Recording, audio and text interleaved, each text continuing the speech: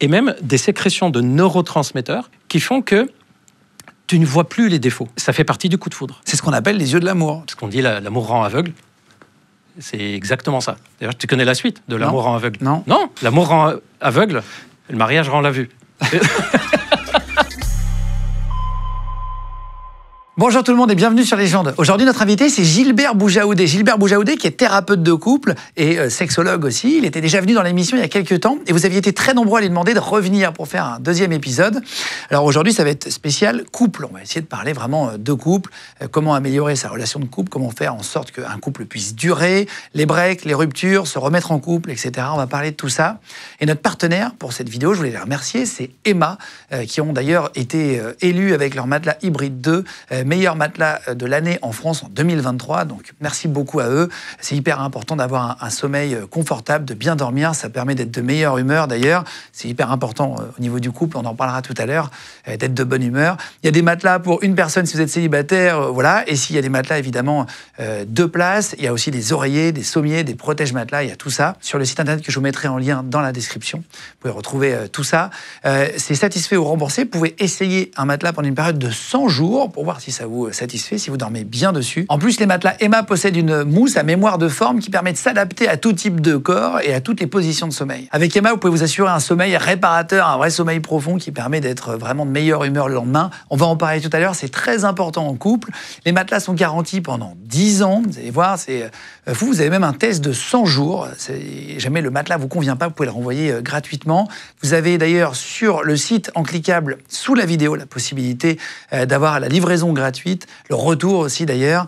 Vous pouvez même payer, vous allez voir, vos achats en 3 ou 4 fois sans frais. Donc il y a beaucoup d'avantages. Et avec le code Légende, vous aurez 10% supplémentaire pendant 3 semaines, avec déjà parfois 50% sur le site à l'occasion du Black Friday. Donc voilà, je vous mets le lien. Merci à Emma d'être notre sponsor, Matelas Emma. Et c'est parti maintenant avec Gilbert Boujaoudé, le sexologue thérapeute de couple, pour une émission spéciale couple sur Légende. On y va. Je suis Gilbert Boujaoudé, médecin sexologue thérapeute de couple. Aujourd'hui, on va parler des problèmes de couple et comment les résoudre. C'est parti. Eh ben, bienvenue Gilbert. Merci de revenir, ça me fait plaisir de te revoir. Écoute, avec grand plaisir. J'ai tellement apprécié la première fois que c'était avec beaucoup d'enthousiasme que j'ai accepté de revenir. C'est ce qu'on se disait tout à l'heure, on s'est revu dans le bureau avant, on se disait, on a fait une émission ensemble, on avait plus parlé de sexe sur la première, alors on va parler plus de couple, est-ce que tu es thérapeute de couple et médecin sexologue, hein, c'est ça? On va souvent ensemble, la médecine sexuelle, les problèmes sexuels, problèmes de couple, il y en a un qui influence l'autre. Quand ça ne va pas dans le couple, ça peut toucher la sexualité et inversement. Ouais. On va parler de ça. Juste, je te demandais tout à l'heure, est-ce que tu as eu... vous avez été très nombreux à regarder l'émission. D'ailleurs, je vous mettrai le lien cliquable si vous voulez aller revoir la première. Si vous n'avez pas vu la première, d'ailleurs, vous pouvez commencer par aller voir la première et revenir sur celle-ci après, d'ailleurs. Tu avais eu des retours dans la rue, du monde, etc. Oui, c'était même inattendu. Franchement, c'était surprenant. Parce que je fais aussi des émissions de télé, j'ai aussi ma chaîne YouTube, etc. Et les gens dans la rue me parlent plus de l'interview que j'ai faite ici, il y a 1 an, plus que de ce que je fais à la télé. Ouais. C'est vrai? C'est impressionnant. Impressionnant, ouais. D'ailleurs, ce qui est rigolo aussi, c'est que c'est toujours hyper bienveillant. C'est-à-dire les personnes qui m'arrêtent dans la rue, tu sais, c'est toi, je t'ai vu sur la chaîne Légende, c'était top et tout. C'était toujours des gens hyper cool, hyper sympas, donc merci beaucoup. C'est dingue, parce que tu as fait des émissions sur M6, tu as fait plusieurs émissions depuis qu'on s'est vu. Oui, je faisais l'émission Mariée au premier regard, maintenant je suis aussi chroniqueur au magazine de la santé, j'interviens régulièrement dans des émissions radio, télé, etc. Mais vraiment, l'interview que j'ai faite ici, quand on m'arrête dans la rue, d'ailleurs c'est rigolo, si c'est une personne, si c'est une femme de plus de 50 ans qui m'arrête dans la rue, puis on me dit « Ah, je vous ai reconnu », en général, elle va me parler de l'émission de M6. Si c'est quelqu'un, un garçon ou une fille de 20, 30, 35 ans, une fois sur 2, c'est pour parler de l'interview que j'ai faite ici, et une fois sur 2, c'est pour en parler de ma chaîne YouTube. On voit la différence de génération. Ouais. Merci en tout cas à tous d'être là. Je vous mets le lien de la chaîne YouTube, si vous voulez suivre la chaîne YouTube directement de Gilbert. Vous êtes 1 250 000 au jour du tournage. C'est ça. Et on est actuellement la chaîne YouTube qui parle de santé.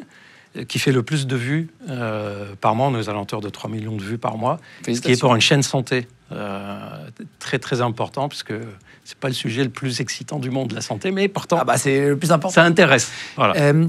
Pour parler de tes patients qui viennent te voir, les couples qui viennent à deux, parce que c'est un peu le sujet de l'émission, c'est quoi les couples qui viennent te voir? C'est qui? C'est quel âge? C'est quel type socio-professionnel? Alors, il y a différents types de couples qui viennent me voir. Parfois, ils viennent me voir pour un problème sexuel et ça devient un problème de couple. Exemple typique, j'ai des problèmes d'érection, je vais voir, et puis on se rend compte que c'est probablement l'ambiance qu'il y a dans le couple qui est aussi en lien avec ça, ou il y a une conséquence sur le couple. Donc des fois, parfois c'est truc hyper fréquent, c'est madame qui consulte, j'ai pas de libido, j'ai plus envie, mon couple va partir en vrille, etc. Donc je viens vous voir, et on se rend compte que la libido n'était qu'un élément et qu'il y avait beaucoup de problèmes de couple derrière. Donc ça, c'est un premier, on va dire, axe, mode d'entrée dans la consultation de couple. Et il y a des personnes qui viennent pour le couple. On ne s'entend plus. On se dispute pour rien. On ne sait plus où on en est. Sur la personnalité, plus quoi. Et c'est plus sur, vraiment, on parle du couple. D'ailleurs, il y a des couples, de façon très étonnante, qui viennent en disant on ne sait pas où on en est, je pense qu'on va se séparer, on ne sait pas trop, lui, il veut rester, moi, je ne veux pas, etc. Et sexuellement, tout va bien. Donc, de façon étonnante, c'est pas toujours corrélé.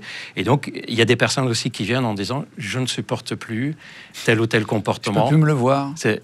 Le truc perturbant, c'est « j'ai pas envie de le quitter, mais je ne le supporte plus » ou « je ne la supporte plus ». Ou il y a ce problème-là qui traîne depuis 10 ans, mais là, on ne supporte pas l'éducation des enfants, l'argent, on en parlera, on donnera quelques conseils. Les beaux-parents, qui sont présents. Donc voilà, ils peuvent venir pour... Tous les sujets d'engueulade. Tous les sujets peuvent se retrouver finalement en thérapie. Je fais une petite précision, parce qu'on m'a fait une réflexion une fois en disant « mais comment tu parles comme ça des gens que tu vois en consultation, ils viennent te voir, il y a le secret médical ». Je précise quand même que toutes les histoires que je raconte, quand je vois les personnes et que je me dis « ah, ça pourrait aider d'autres personnes », je leur pose toujours la question « est-ce que vous êtes d'accord si un jour je parle de votre histoire dans un livre ?» Sans citer le nom, mais voilà. Évidemment, je ne vais pas donner leur nom, photo, numéro de téléphone, et voilà. Et si c'est une histoire que je pense importante à raconter et que je n'ai pas eu l'accord de la personne, je change quand même des petits détails qui fait qu'on ne reconnaît pas la personne. Donc, si vous reconnaissez dans l'histoire quelqu'un, c'est que vous vous trompez. C'est bien. Est-ce que tu as déjà des couples qui sont venus alors qu'ils étaient en couple depuis 2 semaines? Tu sais, vraiment? Ouais. C'est vrai? Ouais. Ah ouais. D'ailleurs, c'est surtout des jeunes couples qui ont entendu dire que c'est important de bien installer dès le début, etc. D'ailleurs, c'est perturbant. J'ai vu un couple il y a quelques mois qui viennent pour savoir si tout va bien entre eux. Moi, j'étais comme ça. Mais vous avez des problèmes? Ah non. Mais... Et sur le plan sexuel, ça va, on s'entend bien. Mais voilà, on s'est dit l'avis d'un spécialiste. En fait, c'est comme s'ils avaient besoin de leur dire « allez, voilà, c'est bon, je valide, vous pouvez y aller ». Et quelques-uns qui sont venus au bout de 2 semaines parce qu'ils ont compris que ça ne va pas le faire. Ah ouais, aussi? Mais en même temps, ils sont attachés l'un à l'autre. L'exemple typique, c'est 2-3 exemples que j'ai eu récemment. Une personne qui devait partir voyager, faire un long stage à l'étranger, 6 mois au Canada, mais rencontre. Et il s'attache, il tombe amoureux, sauf qu'elle, elle n'a pas envie d'aller au Canada. Et lui, il a déjà signé le truc, il doit y aller. Et donc, il ne savait pas trop quoi faire. Et comment gérer cette période-là? Ça faisait quelques semaines qu'ils étaient ensemble. Donc, ils sont venus demander de l'aide, mais comment on peut faire dans cette situation? Un autre couple que j'ai rencontré, alors ça c'était... le couple d'ailleurs, il n'a pas tenu. D'ailleurs, tu vas comprendre. Mais déjà, quand tu vas faire une thérapie de couple, il y a peu de chances que ça revienne, non, en vrai. Si tu arrives à... Ah ouais, quand même. Est-ce que ça réussit? Oui, est-ce qu'il y a un pourcentage de... D'ailleurs, est-ce que tu sais comment on sait qu'une thérapie de couple est réussie? Non. Comment on sait que ça a marché? En fait, quand ça va mieux. Mais oui, mais c'est quoi? Ça va mieux. Tu vois, le repère, c'est pas si le couple tient ou pas. Le repère, c'est si les 2 personnes disent « ah, je suis bien comme ça ». C'est que la thérapie a marché. S'ils sont ensemble, tant mieux. S'ils ne sont pas ensemble et que les 2 disent « je suis bien comme ça », c'est mieux comme ça. Ouais. Eh ben, tant mieux aussi. Ouais, donc, quelquefois, le but de la thérapie, c'est de réussir la séparation. Quelquefois, c'est la sauvegarde du couple. Et c'est le rôle du thérapeute de pouvoir dire « il y a quelque chose à faire là ». Ou de dire pense que vous arrivez un peu tard là. Ah, parfois tu leur dis? Ah oui. Tu leur dis, Ah, c'est oui, pas oui. sauvable, d'après moi? Oui. Je leur dis là, ça va être difficile. On va essayer, il y a des choses qu'on peut essayer, mais je sens que vous arrivez un chouïa trop tard, quoi. Pour te donner une idée, comment on sait qu'on est arrivé à un niveau où ça devient plus difficile? Dans les problématiques de couple, il y a toujours des réactions qui se passent. Dans les premières réactions, tu as l'incompréhension, tu ne sais pas trop ce qui se passe, etc. Ça, c'est les réactions d'un problème qui est assez récent. Ensuite, tu as des réactions de culpabilisation. Est-ce que c'est de ma part? Est-ce que je fais mal les choses, etc. Bon, ça dépend des personnalités. Il y en a qui ne se culpabilisent pas du tout. Ils n'en ont rien à foutre de se poser la question si c'est de leur faute ou pas. D'autres, oui. Ensuite, tu arrives à une situation plus de frustration. Ah, j'en peux plus, il y en a marre. Voilà. Là, déjà, tu sais qu'il va falloir déjà travailler pour baisser un peu d'un cran. Ensuite, tu arrives à un niveau de discussion où, sur un moment d'énervement, on n'a qu'à se séparer. Voilà. Le sujet, tu vois, est lancé comme ça. Là, tu sais qu'il y a des tensions. Ensuite, tu arrives aussi au stade de relation en dehors du couple, inventée ou véridique. Alors pourquoi je dis inventé ou véridique? Parce que figure-toi qu'il y a des génies qui pensent qu'en disant à leur femme, leur mec, etc., qu'ils ont une relation en dehors, ça va stimuler la personne. Et donc je vois des personnes en consultation, des patients par exemple, disent je pense qu'il y a déjà eu une relation, d'ailleurs de temps en temps il me le dit à demi-mot, et quand tu vois la personne, dit non en fait je l'ai dit plus en me disant peut-être que ça va la secouer ou ça va le secouer. Si vous faites ça, ça ne marche jamais. Donc voilà, et donc quand les personnes arrivent au stade où il y a déjà eu tellement de trucs, où, comme m'a dit une fois une patiente, je lui demande est-ce que vous avez lâché l'affaire? Parce que je sentais que tout ce qu'on essayait de dire, c'était oui mais. Elle botte en touche. Et donc je lui demande, et je lui dis est-ce que vous avez lâché l'affaire ou pas? Elle me dit ouais, je pense que j'ai lâché l'affaire, mais peut-être que je le tiens encore avec le petit doigt. Là, tu sais que ça va se jouer à peu de choses. C'est et que ça peut compliqué vite de savoir si on coupe parfois. Et puis quand tu te quittes, parfois tu te rends compte que la personne te manque. Enfin, c'est les repères que je donne, tu vois. Il y a des personnes qui me disent, mais comment tu sais, toi, en tant que thérapeute, si c'est vraiment fini ou pas? Parce que si c'est fini, et que tu le sens en tant que thérapeute, par expérience, par des repères, c'est un peu dégueulasse de dire aux personnes, allez, on va se battre, etc. Peut-être que c'est... Faut me leur dire, bon... Pourquoi les faire souffrir? Autant les amener à comprendre que peut-être que l'histoire est arrivée à la fin, là. Qu'est-ce que vous en pensez? Il y a quand même quelques repères. C'est plus au niveau instinctif que cérébral. Si tu demandes à quelqu'un, qu'est-ce que tu as envie pour la suite? Qu'est-ce que tu veux? Ou qu'est-ce serait le mieux pour toi? C'est jamais comme ça qu'on a la réponse. C'est plutôt, tiens, t'as pas vu ton partenaire ou ta partenaire pendant 4-5 jours. Il t'a manqué? Elle t'a manqué? Ça ment pas. C'est de l'instinct. Tu réfléchis pas à ça. Et surtout, vous vous êtes revus après quelques jours. Comment tu t'es senti quand tu savais que tu allais le revoir là dans quelques heures? Tu étais content, contente, stressé, mal, en interrogation? Ça ment pas non plus. Donc il y a d'autres éléments de ce type, mais quand on cherche à savoir si une relation est terminée, en général, on va chercher sur le terrain aussi de l'instinctif, pas forcément sur le terrain du raisonnable. Et d'ailleurs, je trouve que le côté instinctif, c'est ce qu'on oublie beaucoup quand on parle de couple. On parle, regarde, quand on dit deux personnes vont bien ensemble. Une des premières choses qu'on regarde, c'est ce qu'ils sont du même niveau social, leur type de travail, les mêmes valeurs, la morale, etc. Jamais on réfléchit sur, tiens, est-ce que lui est plutôt cérébral? Est-ce que lui, elle est plutôt du genre un peu spontané, impulsive, etc. Et pourtant, c'est ça aussi qui fait que ça tient, en fait. Mais parfois, tu vois des couples et tu vois que ça ne matche pas animalement. Je ne sais pas comment expliquer. Tu te dis, tiens, ça ne fonctionne pas dans la nature. D'ailleurs, dans la nature, ça n'existe pas. Jamais tu verras un couple d'animaux. Alors, ça n'existe pas le couple, quoique chez les manchots. Ils restent ensemble, en couple, ils sont fidèles, etc. Par contre, dans le monde animal, jamais tu vas voir qu'un couple se fait, un accouplement va se faire pour des raisons, on va dire, de morale. Je vais expliquer ça.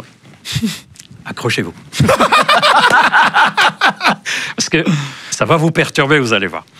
L'être humain, il a cette capacité de dire, tiens, j'ai rencontré une personne. Ouais, elle me plaît, bon, voilà, pas un énorme élan vers la personne, mais tiens, plus je parle avec elle, avec lui, plus on passe du temps ensemble, on se revoit, je dis tiens, intéressant, tiens, c'est marrant, on a les mêmes visions d'avenir, tiens, c'est marrant, nos familles se ressemblent un peu, tiens, nos projets d'avenir se ressemblent, nos valeurs morales, etc. Et donc, tu peux être tenté à ce moment-là de construire une relation en te disant mais il y a des trucs qui cochent, quoi, il y a des feux verts qui s'allument. T'as déjà vu, toi, des animaux dire tiens, je cocherai avec lui, hey, il est de bonne famille, lui. Là, la hyène, là, elle est bien, là. Ouais, je connais ses parents. Ou le lion, là-bas. Voilà. Non, dans le monde animal, c'est de l'instinct pur. C'est la femelle, d'ailleurs, qui change d'attitude. Comment elle change Souvent, c'est la femelle. Hein. Il y a quelques races animales où c'est le mâle. Mais la parade amoureuse, c'est la femelle. Elle va changer d'odeur. Elle va changer de couleur de plumage, par exemple. Il y a des races de canards où la femelle va relever sa croupe pour montrer qu'elle est dispo à la reproduction. La couleur de la zone génitale va changer, etc. D'ailleurs, je ne sais pas si ça vous dit quelque chose. C'est exactement ce que font certaines filles. Elles changent de parfum. Elles s'habillent autrement, elles marchent autrement pour montrer qu'elles sont dispo pour la rencontre. Donc, on a un petit reste de ça. Tu veux dire un peu jeu de séduction, quoi. Voilà. Ce qu'on appelle le jeu de séduction. Le jeu de séduction. Sauf que dans le monde animal, c'est basé que sur ça. C'est-à-dire sur le côté, d'un point de vue instinctif, je sais que c'est elle ou lui avec lequel je vais m'introduire. D'ailleurs, que font les mâles? Ils se battent entre eux. Il y a une espèce animale d'oiseau bizarre, là, je ne me souviens plus de son nom, où la femelle se met sur une sorte de tas de terre, et tu as les mâles qui sont autour et ils sautent. Et celui qui tient le plus longtemps, c'est lui qui va se reproduire. C'est vrai? Bon, il est crevé à ce moment-là, mais... mais ça ressemble un peu à ce qu'on fait instinctivement aussi côté masculin, côté humain. Pourquoi je raconte ça? Parce que l'être humain a ce côté animal, en disant, mais cette personne, j'ai envie d'elle. Elle m'attire. Il y a quelque chose qui fait que j'ai envie d'aller vers cette personne. Mais il a aussi le côté réfléchi. C'est d'ailleurs la base de l'être humain, c'est de trouver l'équilibre. L'animal ne fera jamais d'erreur. C'est son instinct qui lui dit c'est elle ou lui. L'être humain peut faire des erreurs parce que justement, il va réfléchir. Et l'erreur la plus courante, c'est je n'ai pas forcément un élan vers cette personne, je n'ai pas forcément un instinct qui me dit c'est lui ou elle, mais il coche les cases, donc je vais aller avec. Sauf que, une fois que tu es dans la relation, est-ce que ça a déjà excité quelqu'un de dire « Je suis avec cette personne parce qu'il est gentil, parce qu'il est sympa, parce qu'il est de bonne famille ». Qui a déjà eu une libido qui s'allume par ça? C'est pas faux, hein. Non, c'est intéressant. Hein. Mais après, tu te dis aussi, est-ce qu'on ne cherche pas, les hommes comme les femmes, inconsciemment, une personne avec qui se reproduire, avoir des enfants, et se dire, tiens, ça sera une bonne maman ou un bon papa, ça sera une gentille personne, machin. C'est ça qu'on cherche. Exactement. D'ailleurs, c'est ce qu'on nous apprend. Est-ce que tu as déjà vu, par exemple, moi je prends sur ma fille, là, elle va regarder, c'est sûr. Donc, est-ce que on dit à un de ses enfants, quand tu te mets en couple, mets-toi avec une personne qui t'attire de façon animale? Qui a déjà dit ça à quelqu'un? Personne ne le dit à ses enfants, personne ne nous apprend ça. En fait, on nous apprend l'inverse. Mets-toi avec quelqu'un de bien, avec quelqu'un de stable, etc. Et moi, je vous dis, c'est l'équilibre entre les deux qui serait le top. C'est-à-dire, pas on se met avec quelqu'un parce que c'est quelqu'un qui colle avec... Ça va être le bon papa, la bonne maman. D'ailleurs, je ne sais pas si tu le sais, ça, ce que tu as dit. Je suis même avec cette personne parce que c'est un bon papa. C'est un futur bon papa. C'est une future bonne maman. Ou parce qu'elle gère, il gère. Je suis en sécurité avec. C'est génial. Quand j'ai des problèmes, il est présent, elle est présente. C'est génial, j'avoue, c'est parfait. Mais malheureusement, il n'y avait que ça. Oui, je comprends. Ben, quand on a fait les enfants, et que, ok, c'est un bon papa, et que les enfants ont grandi, mais on fait quoi maintenant? Et c'est là où tu te rends compte qu'il y a des couples à ce moment-là, ils disent, mais merde, en fait, on était juste des parents. Qu'est-ce qu'on fait maintenant? On s'est attachés l'un à l'autre, on s'aime, on a des enfants, ben on fait quoi? Eh bien, je trouve qu'on devrait nous apprendre dès l'école, dès le jeune âge, que le couple, c'est pas juste une question de valeur. Il y a aussi, si vous voulez que le couple tienne, il faut qu'il y ait quelque chose de plus basé sur l'instinct et la réflexion. Quelqu'un vous attire et en même temps, vous trouvez qu'il y a une bonne valeur, ok, vous pouvez le faire. Quelqu'un qui fait que vous attirer, mais c'est pas du tout les mêmes valeurs que vous, ok, vous allez vous éclater un moment, mais ça risque de ne pas tenir. Et si vous n'avez pas non plus l'élan animal, etc., et que vous êtes ensemble parce que c'est bonne famille, même valeur, etc., bah, il y a un moment ou un autre où la question va se poser. Quoi. Voilà. Il y a des gens qui... Alors attends, j'ai trop de questions. Ouais. En plus, c'est un sujet qui parle absolument à tous les êtres humains, oui. ceux dont on entend pas, parce que tout le monde se met en couple à un moment donné, donc tout le monde s'est posé toutes les questions que je vais te poser ou que je t'ai déjà posées, c'est ça qui est génial. Juste, petite question, qui parle animal, animaux et tout ça. Est-ce que quand on tombe amoureux, il y a quelque chose dans notre organisme? Est-ce qu'il y a un vrai truc qui se passe? Pourquoi est-ce qu'on a cette espèce de truc, quand on tombe amoureux de quelqu'un, on pense qu'à la personne pendant des semaines, Tu sais que ça se voit. C'est quelqu'un qui connaît les signes du coup de foudre ou amoureux, ça se voit de l'extérieur que tu es en train de tomber amoureux d'une personne. Par exemple, tu es dans une soirée et il y a une personne, waouh, il se passe un truc. Ben, ça se voit, c'est-à-dire... De l'extérieur, tu veux dire? Oh, ouais, quelqu'un qui regarde, il va tout de suite capter. Et tu vas voir qu'on connaît tous ces signes. C'est toute la soirée, on va remarquer que régulièrement, tu tapes un coup d'œil vers la personne. C'est instinctif, tu ne peux pas t'empêcher.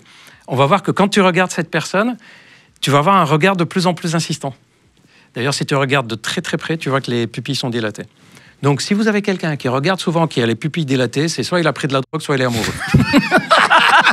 C'est exactement ça que je pensais quand c'est les pupilles dilatées, j'allais dire. Voilà. Pas forcément quelqu'un de amoureux. chelou comme ça qui vous regarde tout le temps, c'est... Si vous passez vers la gare de l'Est, il y en a beaucoup qui ont les pupilles dilatées, ils sont pas amoureux de vous, je vous le dis. Hein. Courez.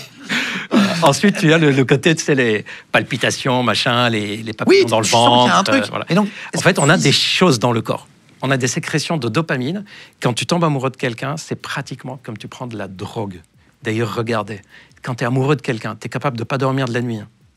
Parce que la personne est là, parce que tu as envie de toucher, de parler, etc. Tu vas travailler le lendemain, tu es naze, tu es crevé, mais tu t'en fous. Tu as envie de l'appeler si elle n'est pas là. C'est ça, tu as envie de... Qu'est-ce qu'elle fait? Qu'est-ce qu'il fait? Pourquoi il répond, etc. En fait, on est drogué de la personne. Et c'est pour ça que je dis, heureusement que la phase de passion forte ne dure pas toute la vie. Oh non! C'est invivable. Ça serait incroyable. Tu t'imagines, toi, toute ta vie, tu dors pas parce que tu as envie de parler avec la personne avec qui tu es? Eh ben, ça serait incroyable. Oui, mais tu vas crever le lendemain. T'as une espérance de vie de 35 ans. En fait, tu sais que c'est aussi... On se demande si c'est pas un mécanisme de protection que ça dure pas très longtemps. Ah, wow. C'est épuisant. Regarde, il y a des personnes qui perdent du poids. Regarde quelqu'un qui tombe amoureux. Ben, en fait, ils mangent plus. Ils ont même plus envie de manger. Ils sont dopés. Parce qu'ils passent leur temps, ils n'en ont rien à foutre de manger, ils n'ont qu'une envie, c'est de faire 100 bornes pour aller voir la personne qu'ils veulent voir ou passer du temps avec. C'est physiquement épuisant. On a des sécrétions comme quelqu'un de drogué. Et d'ailleurs, je me demande, moi, et il y a d'autres experts qui se posent la question, si ce n'est pas un système de protection physique qui fait qu'on ne peut pas rester en mode passionnel comme ça de façon prolongée. C'est un peu comme si la nature te dit, OK, tu as rencontré quelqu'un, tu es tombé amoureux, ça c'est mon job. Je vais te faire les sécrétions qui font que tout va bien se passer. 6 mois, 1 an, 2 ans, allez, si t'es sympa avec moi, je te donne 3 ans. Mais si après, tu veux que ça continue à fonctionner, tu te débrouilles. La nature est faite comme ça. Or, on nous apprend quoi? On nous apprend que si au début ça s'est bien passé, c'est que ça va bien se passer. Faux. Le couple se fait parce qu'on s'aime. Mais il tient pas parce qu'on s'aime. Il tient parce qu'on a travaillé le truc. Parce qu'on a mis en place des choses, on s'est organisé, etc. Et puis, une fois que la phase passionnelle est passée, ben, on fait quoi maintenant? Donc, la phase passionnelle, c'est top, c'est génial. Mais il faut l'utiliser pour préparer la suite. Si vous avez envie. Hein. Oui, parce que j'allais dire, si tu ne restes pas amoureux, comment tu restes à long terme avec une personne, tu vois? C'est ça qui se travaille.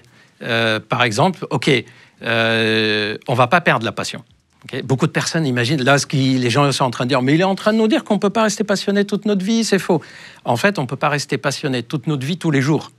Mais on peut très bien être dans un couple où on a 2-3 semaines où c'est courir, boulot, s'occuper de la maison, etc. Et puis, paf, on va prendre un week-end, on dit, là, on se retrouve. Et c'est ça qui manque, en fait. Est-ce qu'il y a une explication génétique? Est-ce qu'il y a un truc où on est fait pour tomber amoureux entre 2 personnes?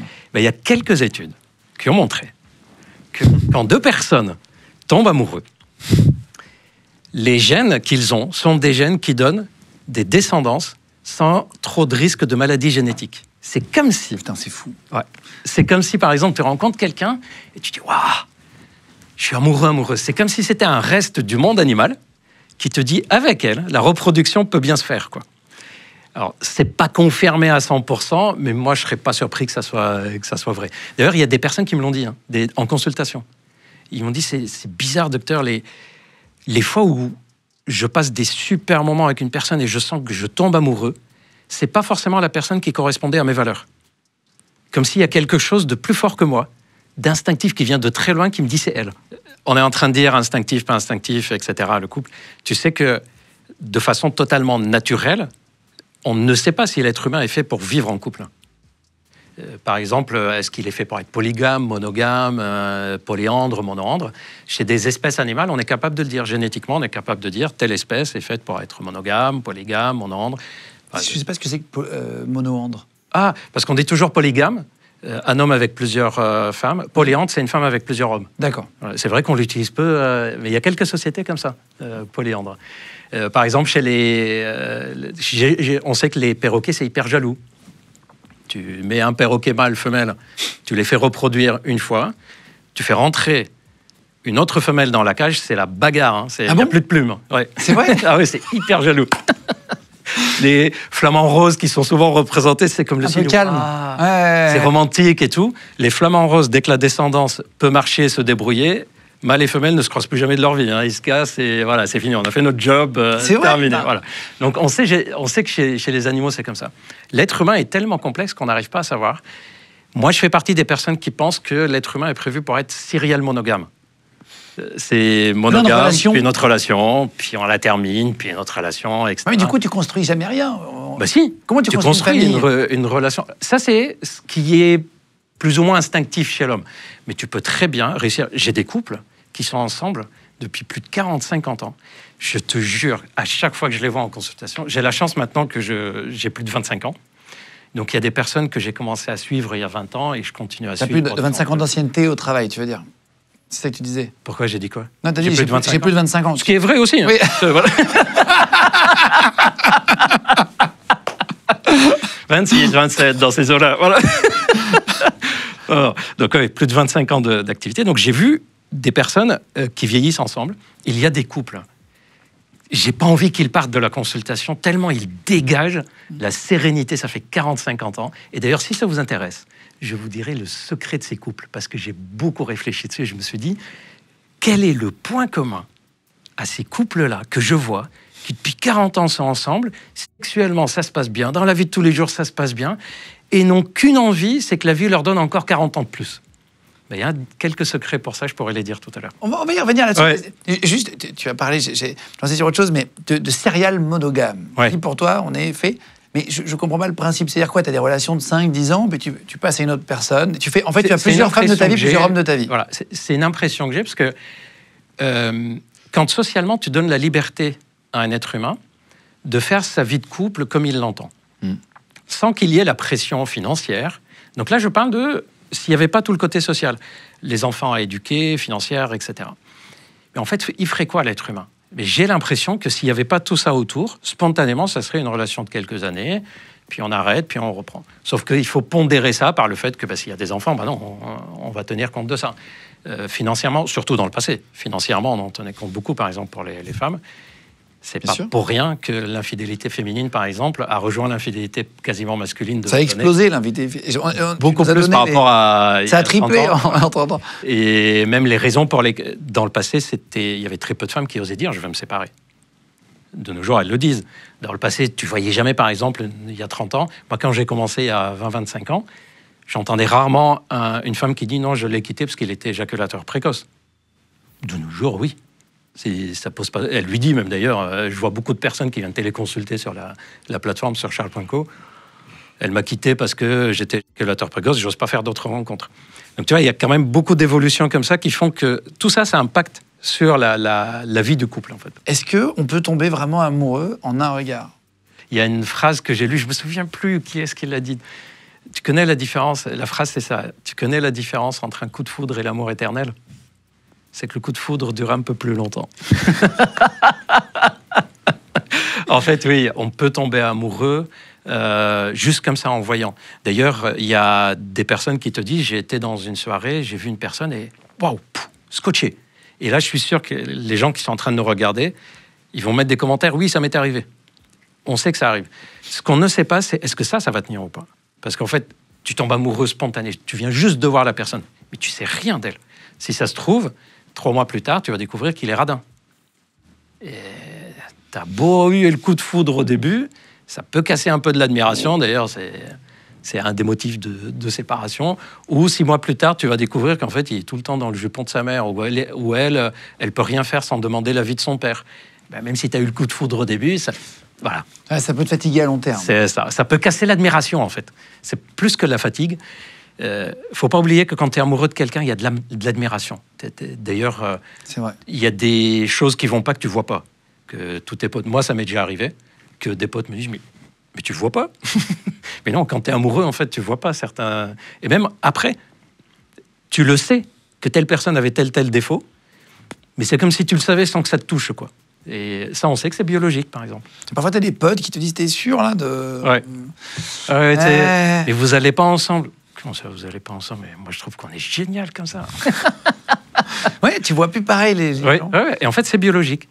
On sait maintenant qu'il y a des sécrétions d'hormones qui changent ta façon d'interpréter Ah, waouh. les comportements de la personne en face, et même des sécrétions de neurotransmetteurs, des trucs qui se passent entre les neurones, qui font que tu ne vois plus les défauts. Et ça fait partie du coup de foudre. C'est ce qu'on appelle les yeux de l'amour. Tu le vois avec les yeux de l'amour. C'est ce qu'on dit, l'amour rend aveugle. C'est exactement ça. D'ailleurs, tu connais la suite de l'amour rend aveugle? Non. Non, vous connaissez pas la suite. L'amour rend aveugle, le mariage rend la vue. Je rigole. C'est juste une expression que mon grand-père me disait. Va, c'est voilà. Bon. Arrête de t'excuser tout. Non, mais c'est marrant, c'est drôle. Mon grand-père me disait ça. Ouais. Je disais l'amour rend aveugle, il me dit t'inquiète. Tu parles de... Tu dis il y a différents types de couples. Il y a 4 types de couples. Plus 5. 5. Ouais. Le couple passionnel conflictuel. Alors, essayez de vous retrouver. D'ailleurs, vous pouvez mettre en commentaire la personne avec qui vous êtes en couple et puis lui mettre un chiffre. Pour Là, on va dire 5 caractères de couple. Et soit vous mettez, moi je suis sur tout ça, soit vous mettez par ordre, parce qu'on peut être un peu de ça, un peu de ça, un peu de ça, mais il y en a toujours 1 ou 2 caractères prédominants. Alors, dis-nous les 5 types de couples. Premier type de couple, c'est le couple passionnel conflictuel. Alors, typiquement, on en a tous autour de nous, c'est le couple qui sont, oh là là, amoureux, tac, tac, puis boum, 2 jours après, on apprend qu'ils sont disputés, ils se sont quittés. Bon, bah, ils sont quittés, et puis 2 semaines après, à une soirée, bah, ils sont ensemble, ils sont venus, voilà. Mais ils sont chiants, ils sont épuisants, quoi, ils se disputent tout le temps. Et c'est typiquement les couples qui ont un côté très passionnel, comme on disait tout à l'heure, avec un côté un peu animal dans la relation, mais ça colle pas pour le reste. Et donc, voilà, c'est couple passionnel, conflictuel. Est-ce que ce couple peut tenir longtemps? S'ils ne construisent pas quelque chose à côté, il y a un moment ou un autre où ça va péter. D'ailleurs, c'est typique, je suis sûr que vous en connaissez tous. Des couples comme ça qui finissent un jour par dire « on n'en peut plus, quoi. On ne peut pas ». Puis il y en a un des deux qui dit « je veux avancer, quoi.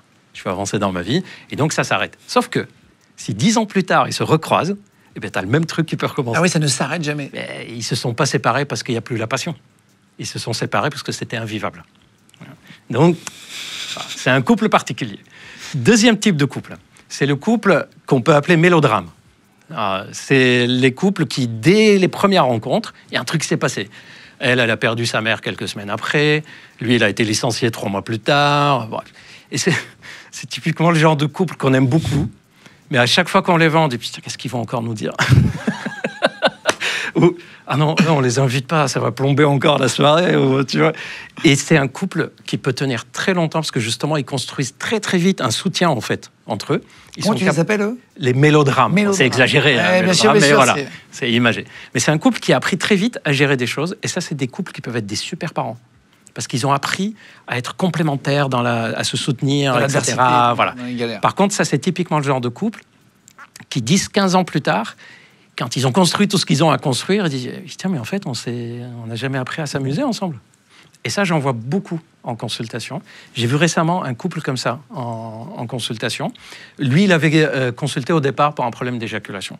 Puis en même temps, il me pose des questions sur son couple. Il me dit « On s'ennuie, on s'aime, on n'a pas envie de se quitter. » Je demande toujours comment vous vous êtes rencontrés. Et c'était les mélodrames sur mélodrames. Lui, il venait de perdre quelqu'un. Elle avait des problèmes de santé. C'est les poissards, quoi. Les poissards. Et en fait, tu te rends compte quelques années plus tard que c'est un couple qui, dès le début, n'a pas pu traverser cette phase de passion. De kiff. Passion. Et n'a pas pu traverser la phase de séduction très vite. Ils ont dû se soutenir. Dans la réalité. Ouais. Et quand ils en prennent conscience, s'ils ne font rien, ça peut exploser. Parce qu'il n'y avait que du soutien, et quand il n'y a plus rien à soutenir, en gros, c'est des couples où on leur dit j'espère que vous n'allez pas aller bien. Parce que vous ne savez rien faire quand vous allez bien. Je plaisante, bien sûr, c'est pour secouer. Mais c'est vrai que je vois ce que tu veux dire j'en entends beaucoup parler des couples parfois quand les enfants s'en vont.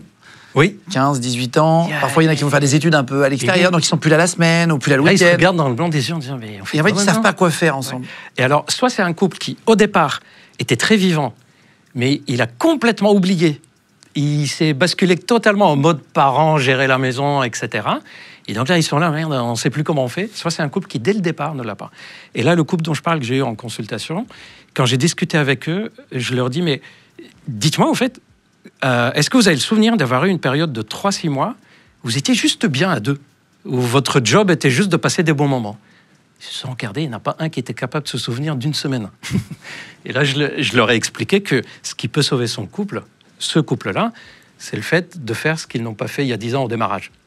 Et donc, ils ont décidé que là, maintenant, ils vont se rencontrer. Et ils ont recommencé à faire des dates. Alors, ils vivent ensemble. Et je leur ai demandé, par exemple, ça, c'est des astuces que vous pouvez utiliser. Ça marche super bien. Moi, je le fais de temps en temps. C'est, on va aller au resto, on va aller boire un verre. On se retrouve au parc, peu importe.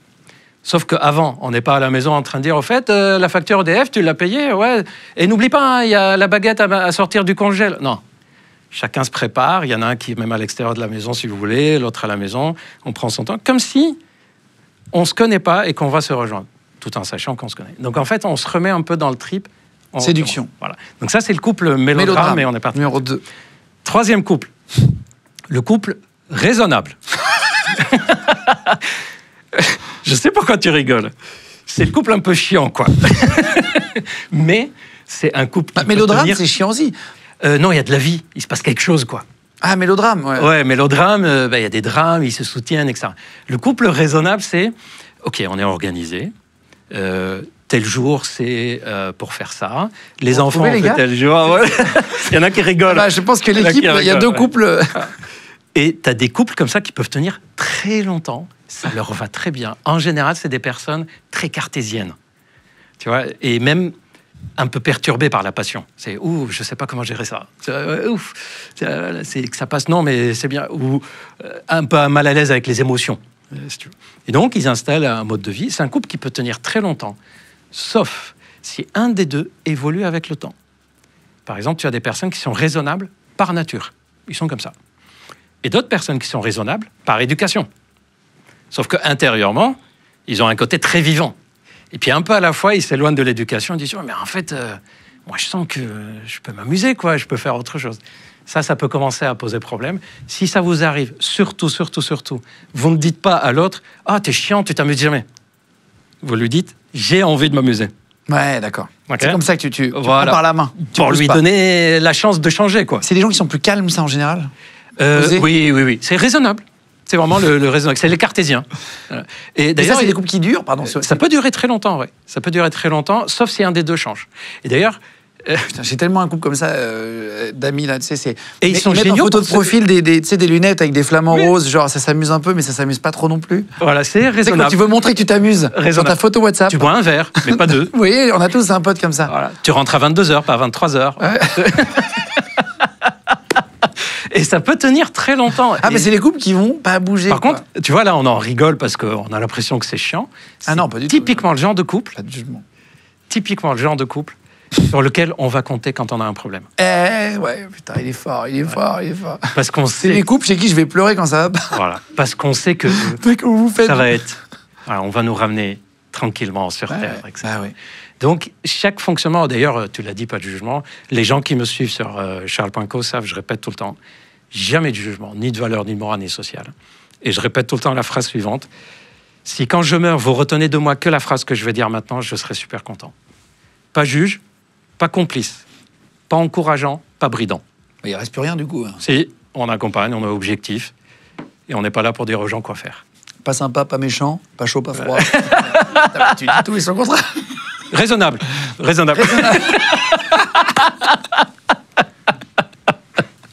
Le mec chiant. Non mais c'est au moins, en fait, c'est moins en dents de scie. Oui, c'est pour les enfants, c'est génial. Bah pour les enfants, c'est ça. Et d'ailleurs, tu as des personnes comme ça. C'est les meilleurs parents. Pas les couples. C'est les meilleurs parents. Ils peuvent être très bons. Par contre, c'est des parents qui peuvent être en difficulté avec un enfant qui est émotionnel.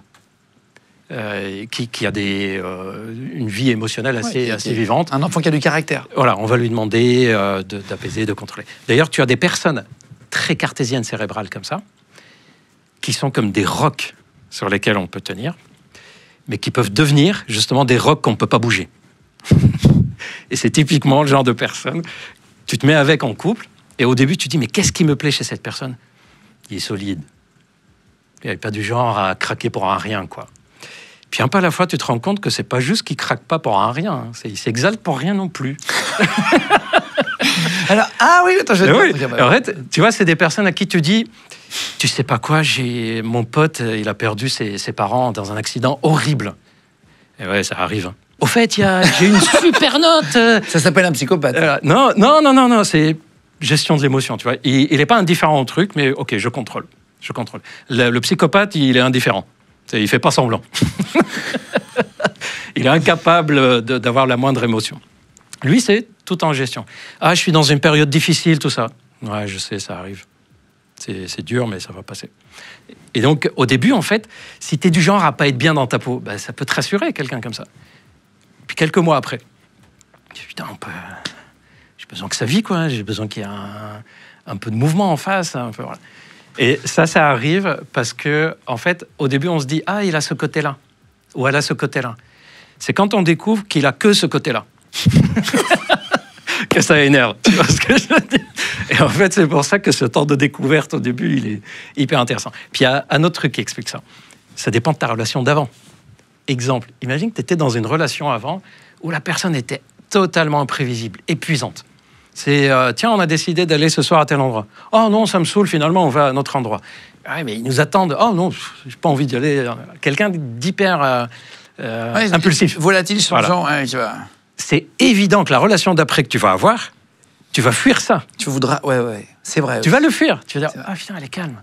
Puis quelques mois plus tard, tu vas dire, ah oui, il est vraiment calme. Sûrement.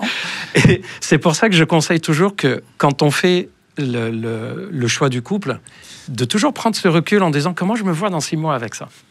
Avec elle ou lui, hein, pas avec ça, mais avec ce comportement, quoi. Avec cette chose. Voilà, avec dégoûtant. D'ailleurs, tu as remarqué que c'est super difficile de dire, nous, comment on fonctionne. Oui. Tu es toujours capable de dire, ah, il est comme ça, elle est comme ça, elle est comme ça. Mais vas-y, décris-toi toi-même. C'est super difficile.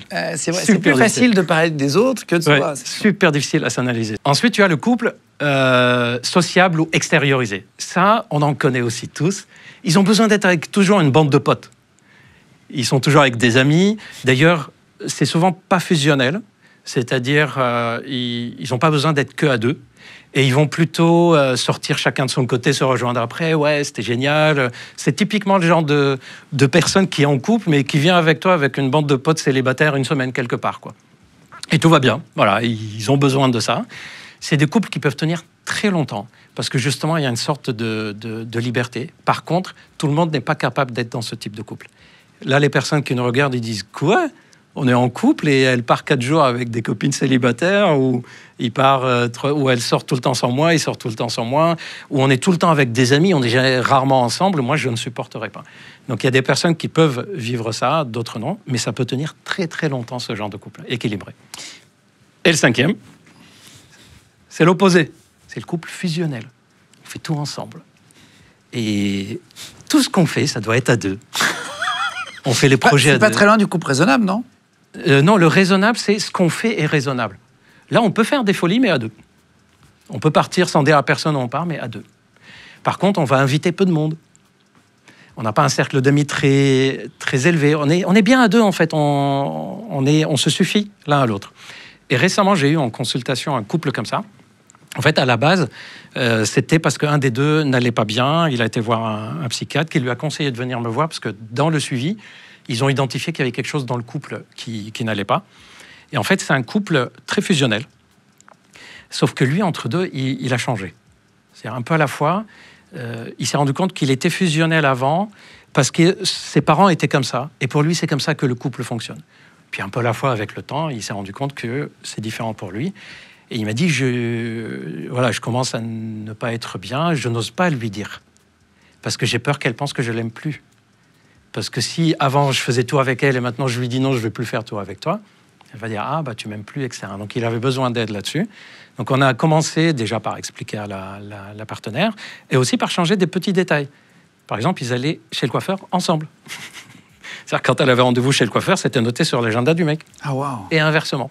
Et donc, on a commencé par changer des petits détails comme ça où, a priori, voilà, tu vas pas trop chambouler la vie du couple, quoi.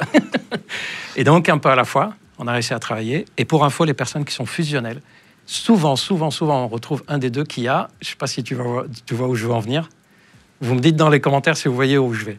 Dans les couples fusionnels, il y a un des deux qui a une dépendance affective, qui a besoin que l'autre soit tout le temps là. Voilà. Donc, voilà les 5 types de couples. D'ailleurs, on va voir dans lesquels... vous vous retrouvez, vous mettez en commentaire avec taguer la personne dans votre couple, ou alors des couples que vous connaissez avec un chiffre, c'est intéressant. Ça, c'est toi, ouais. Et d'ailleurs, vous pouvez aussi nous dire si vous avez déjà été un couple comme ça avec une personne et un couple comme ça avec une autre personne. Ah, ça, tu peux être hyper fréquent. Ah, tu peux être différent. Tu peux être fusionnel avec quelqu'un et tu peux être raisonnable avec une autre personne. Tout dépend. Mais tu peux pas être foufou avec l'un et puis d'un coup chiant avec l'autre, si. Si tu as un côté passionnel, tu tiens pas longtemps raisonnable. Ouais. D'ailleurs, je me souviens d'un couple que j'ai vu, 2 mecs ensemble, en couple, qui m'ont été adressés par la personne infectiologue qui les suit. En fait, un de deux est VIH. Alors, je ne sais pas si les gens qui nous regardent le savent, mais de nos jours, quand tu es VIH, tu vis avec le VIH et tu as un traitement. Tu peux vivre une vie normale avec, même sous traitement, tu ne transmets plus, etc. Quand le traitement est bien conduit et que les résultats sont corrects, tu vis ta vie normale. Donc, il était en couple, cet homme, avec quelqu'un. Et sa spécialiste en maladies infectieuses, qui me connaît, me l'envoie en me disant « Écoute, je ne sais pas ce qu'il a. Il décaroche un peu en ce moment. Ça fait 4 ans qu'ils sont en couple. Et là, il se remet alors qu'ils étaient à 2 fidèles et tout, fusionnels. Et là, il se remet à sortir, à aller en boîte, sans le dire à son mec. Il a d'autres relations, etc. Alors, je lui dis, toi, c'est quoi le problème sur le plan infectieux? Il me dit, non, c'est pas sur le plan infectieux, c'est bon, on est tranquille. Mais voilà, il a l'air de partir en vrille, si tu peux le voir. Donc, je l'ai vu. Et figure-toi que ce qui a été le plus pénible à entendre pour son copain, c'est que, au fait, s'il se remet à faire ça, parce qu'il le faisait il y a une dizaine d'années, d'ailleurs c'est comme ça qu'il a eu le VIH, il ne faisait pas attention, s'il se remet à faire ça, c'est juste parce qu'il va mieux. En fait, quand tu l'as rencontré, il venait d'apprendre qu'il est VIH, ça faisait 1 an, il se disait, jamais personne ne va vouloir de moi, je ne suis pas bien, et donc il était calmé, mais calmé au sens, la vie m'a calmé, quoi. Il a rencontré ce mec qui est très calme, etc., raisonnable, donc relation fusionnelle, ils s'entraident, il y en a un qui était content que l'autre soit bien avec lui, et lui, et inversement. 4 ans plus tard, cet homme, il s'est rendu compte que, en fait, il vit normal, quoi. Le VIH, il ne va pas le tuer, il va bien. Il lui a fallu quelques années pour prendre acte qu'il va vivre avec le VIH, et non pas, ça y est, c'est la fin de sa vie. Et à partir de ce moment-là, il a retrouvé sa personnalité de base. Joyeux, veut sortir, faire la fête, etc. Et donc, quelquefois, ce qu'on nous dit que c'est un pétage de plomb dans le couple, en fait, c'est une guérison. En gros, il était déprimé pendant 3-4 ans. Et là, maintenant, il va mieux, il revit. Sauf que il a rencontré la personne au moment où il était déprimé. Donc, il était fusionnel. Ils se sont séparés, parce que celui, en fait, qui n'était pas comme ça, il n'a pas supporté, ils se sont séparés. Je sais maintenant qu'il est avec un autre mec en couple, et c'est un couple passionnel. Ils se disputent, ils se parlent. De la personne avec qui était et de la période de vie. Voilà. On parle de la routine en 2 secondes, parce que c'est un truc qui s'installe parfois rapidement, parfois plus tard. Dans la vie de couple, on a tous une routine. Et puis, le fait que le quotidien va l'amener, quoi qu'il arrive, à un moment donné, une routine, si tu ne fais pas d'efforts, même si tu fais des efforts d'ailleurs, qu'est-ce qu'il faut faire pour éviter la routine que tous les couples connaissent? Alors, le matin, tu travailles, tu fais toujours la même chose. Ce que je vais te dire là... Quand tu as des enfants, tu es obligé d'aller à l'école, de tu as une routine forcément. C'est ça. D'ailleurs, ce n'est pas de la routine, c'est de l'organisation. Oui. Ce que je vais dire là, vous allez sursauter. Pour éviter la routine. Tu fais des teasings à chaque fois. Pour éviter la routine. C'est avant que le couple commence qu'on s'y met. Qu'est-ce qu'il raconte celui-là? Va falloir que t'expliques, Gilbert. Ça veut rien dire. Parce que là, comme ça... ni petit, merci, ni trop. Au revoir, moi je me casse, j'arrête la vidéo. Si c'est des conneries comme ça, je me casse. Ah oui, pourquoi je disais ça commence ça avant que je commence, bref. Ce que je veux dire par là, c'est que quand tu commences ta relation, mais pourquoi je la commence? Est-ce que c'est parce que j'ai envie de construire? Est-ce que c'est parce que j'ai envie d'avoir des enfants, d'acheter une maison à deux, le chien, la voiture, enfin voilà, un projet comme ça? Ou est-ce que c'est juste je suis bien avec la personne, on va passer beaucoup de temps ensemble et on va voir ce que ça donne? Si c'est de la construction, tu es sûr que la routine va te tomber dessus. Tu es sûr, tu es en train de la prévoir même, dès le début. Il va falloir qu'on fasse ça. Et si c'est de la passion, il va falloir que tu sois attentif parce que ça peut, à un moment ou un autre, la passion ne pas tenir. Donc, dès le début, déjà, tu sais, avant même de commencer, que il faut que je fasse gaffe. Il y a une situation où la routine va m'arriver dessus, quoi que je fasse. Ensuite, la routine, quand on dit la routine, c'est pas le fait de faire tout le temps la même chose. Hein. Tu peux faire tout le temps la même chose et être heureux. C'est le fait de s'ennuyer à le faire. C'est plus ça qu'on appelle pas la routine. même chose. Non, tu peux faire tous les jours, aller au travail, manger le midi au même endroit, le soir rentrer et manger la même chose, et le soir kiffer retrouver ton partenaire, ta partenaire et faire l'amour comme des fous. Comme tu peux faire ça et le soir te dire oh, putain, qu'est-ce qu'on s'ennuie, etc. En fait, c'est la qualité des moments à deux qui est importante. Et les personnes qui disent la routine s'est installée, on s'en fout que ça soit 95% de ton temps, tu fais quelque chose qui n'est pas de l'amusement. Le plus important, c'est les 5% qui restent. Qu'est-ce que tu en fais, ces 5%-là? Et mon conseil pour vous, c'est de ne jamais oublier que ce n'est pas le fait de s'aimer qui fait que ça va aller. Donc mon conseil pour vous, c'est de ne pas chercher à ne pas avoir de routine. De chercher à ne pas avoir de routine de temps en temps. Parce que si tu n'as aucune routine, c'est épuisant. T'imagines si tu sais que chaque week-end, chaque jour, dès le matin, tu ne sais pas ce qui va t'arriver dans la journée. Ouais, ça peut être fatigant. Infernal. Ça peut être fatigant. Ouais. Donc il faut de la routine. Mais il faut que cette routine soit compensée par des moments où il n'y a pas de routine pour la supporter. Pour le dire autrement, ne fuyez pas la routine. Fuyez le fait qu'il n'y ait que de la routine.